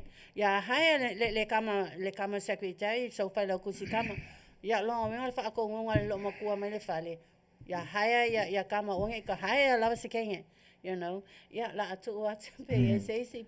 Ia, whaftai at e masalo ono le tātou teimi. Ai le whamoe e toi whaawau lewa i aso o a tonu i ei nisi me e mwhai o na toi whaamamalama. A tonu fo e toi ei nisi fesili mo lewa i aso ia ai ono le tūlanga e pe o na iei le tūla a tofaina o le nei Afiafi. Ai o le mea maninoa o le tausanga e lua afe ma le tolu i le lua afe ma le wha. Io e lea sanga lue ai ia le faltua nei ia po le Afioga ia Leatuivaoalii i Cristo Aso'au i Samoa. Sa avea la o ia o leo pe o no fai atu whatoa uwa ai a leo sa ufai ngā luenga hui. E le ai se ingoa whapea o se fo ile ngā luenga sa iai. Sa ia whapea Death Recovery Officer le ai. Ia a lea wawa ai e la ve lunga le top 10. O lea whai o le tupe lea sa tā ua e le faltua sa alu e hao mai ai uma nei mau mea uma lua desimale tasi miliona. Ioi, it's a big money. Ioi, ai le ngata ele nā, a o lea sa ele ngata ia i lātou sa avea ma po ni minsta, po ai uma. Ai ese fo isi vaenga ia whai pisinisi. Tātou wa aila ia i le mea sa ia i le vaitau. E le whapea la o le o mai o le whalitua nei. O le sau, se i awa tū, ma se i o tātou malamalama iai, i le tūlanga le sa iai le vaitau. E pe se whapopo tui. Ke whamon i la ofisili le fifisili atu. O le atonu ala o lona winga o lo wanga i tangata nei Kristo. O le awala na e alue a mai tupe. O se awala le lei pe se awala le lei na whaonga ai oe. Malo lava Tautai mo Civic, Manuia the Civic, and you're welcome to ask any questions. Personally, I felt that I was hired as a prostitute, you know, to use prostitution. E entai sai ngai kamaro loa loko malo, kuluku, you know, e mo musi kongi e kupe wa kupe uma ia. O kupe o waile ai le TV, ai ka lafu le TV, ai ka lafu ya Andrew le ngai le pa le Faafofoga'aga radio. Yeah, or banks. Yeah, or banks. I argue with banks officers. Banks uma. Yeah, ngala I felt like that woman, that spy woman in the I Spy movie.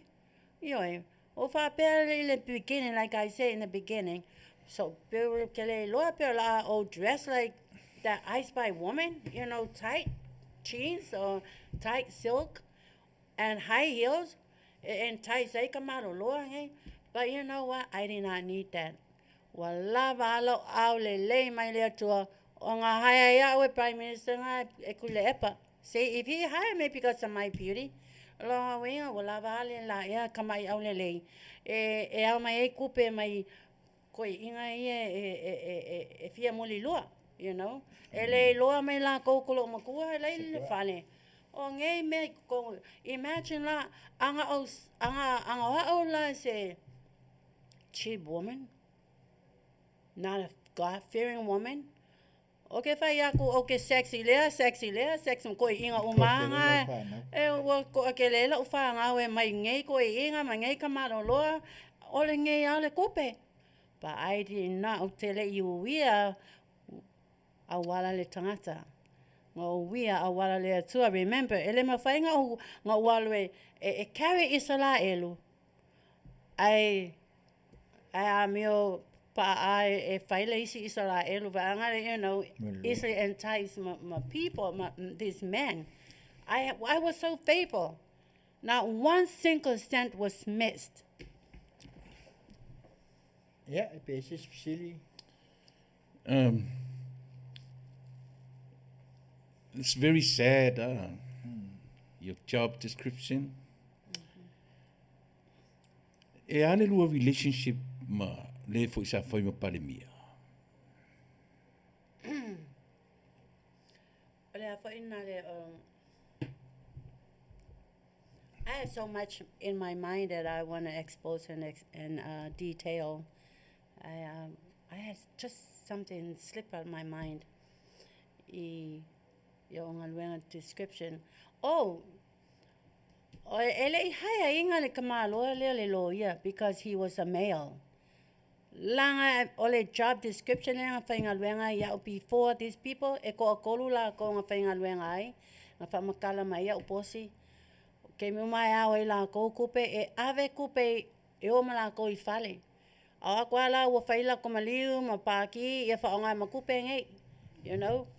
O me la o tu pu famatala mai ya upule ye lua. Wa ke le ale pu o le kupe ngai. Ka le o ma ave le fale. Ia, wa so la loa so la Australia. Nga o ya FBI a mai kaloka mai wa maua mai le lua ala su ala isi. O mea nga la ele mawhainga hai e tu le epa ia kama aloa lea. Then if you're male, they're not going to pay attention to you. But he was so smart, picking a eta mai tai au lelei. E entai sai umange ko I inga mai e kupe. Na fsin muli a Christopher muli. Fa fe fena haya o el malo tu to tasi, and yet you are not a citizen of Samoa.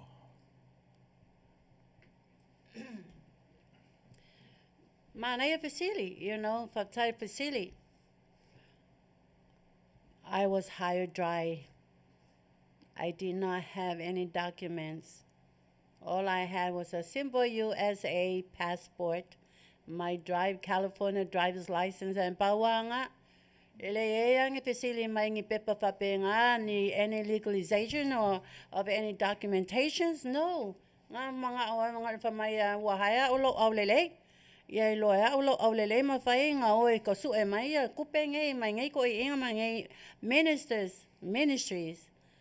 Ya, watari atu le facility. Ya, manatu o leo wa facility le sa mai ele sunga le wa e por fatonu fo. Es el Manuia. Ai tuli lo mai vai aso le. Ioi. O le ato e se ito e sa ili pea ona le ia il facility le. O le sa au mai ele sunga le wa. O le a ia Cristo. Le la se ia luma fofau iai. Na saula ia le e toi au mai. Pe o le a se va. O le susunga ia tuila epa sa ilele malia le ngaoi male Afioga ia Leatuivaoalii.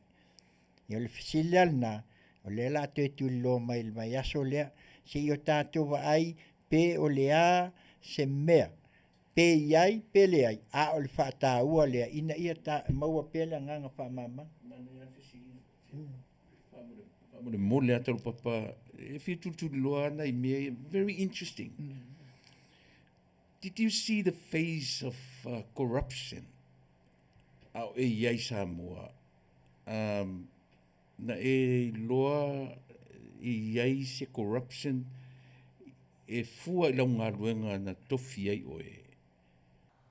Yes, like I said, it's going to be much and many more that I witnessed. It's going to take another episode, another chapter.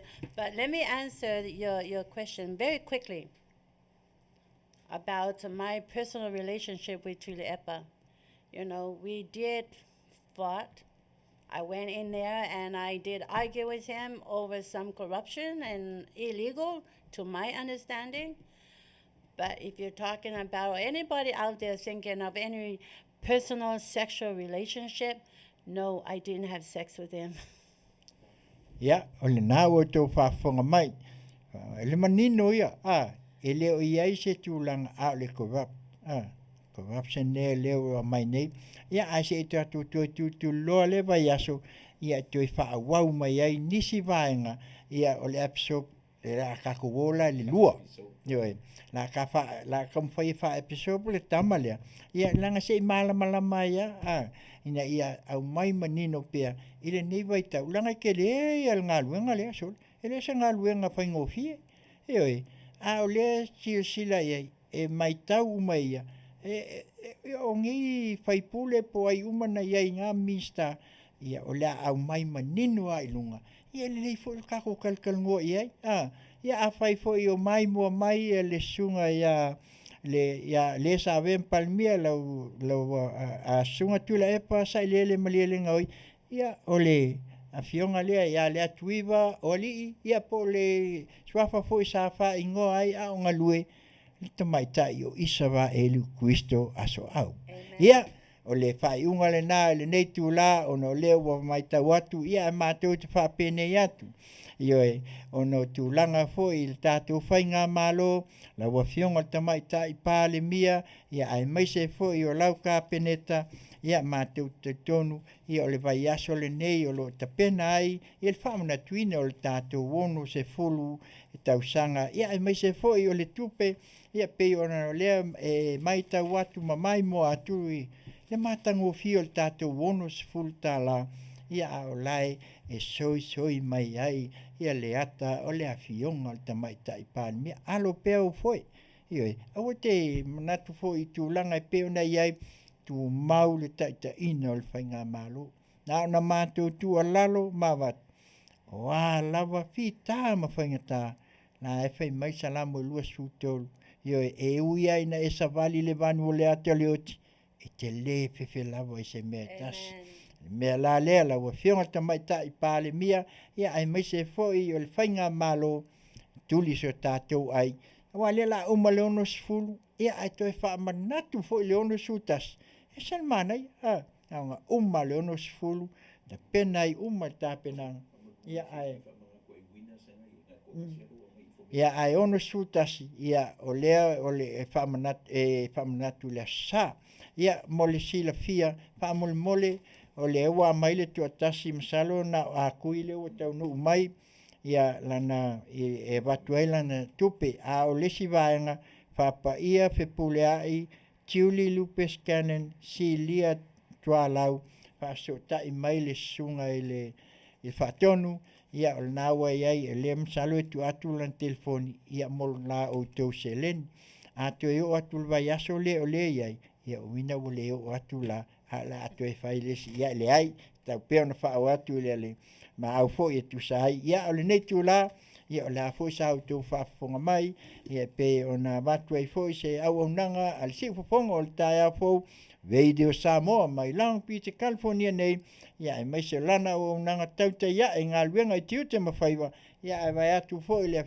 fio atu le afioga le faltua ia Leatuivaoalii Kristo Aso'au sa mātou whaamatalaga ia ma le taimi ua sola le Fetalaiga ia Fonoia ave malu i puenga lo tau ne le lau tau whaafonga ia le ngata foi lea ia e whapena foi ia le Afioga i le whatonu ia ono tūlanga e pei ona iai le so ma le whaamoemoe ia ona manatu la ia lea ia o le a seula mātou sa ia alofangia le tua ia maua pea ia le soifua ia e maise o le nāwa ia so pea sopo iai le o tau soifua ia le mea lea le pese la lea mulmuli e whauma tuai le tātou whaamoemoe ia e pei ona iai whai mai ia le pese lea folau ma le whaatuatua mai a vili ielu ia o le pese lea mātou te whaatou whaatuai ona o lea ua toe tolua minute ia on tapunia la ia lea o le tātou whaamoemoe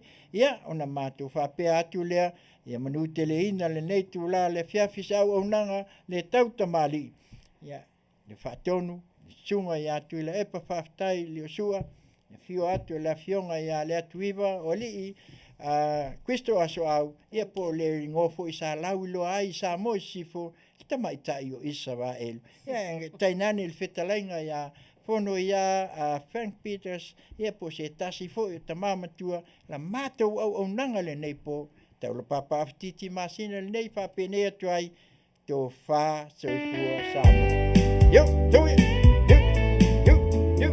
yo pese le fai o toi oh yeah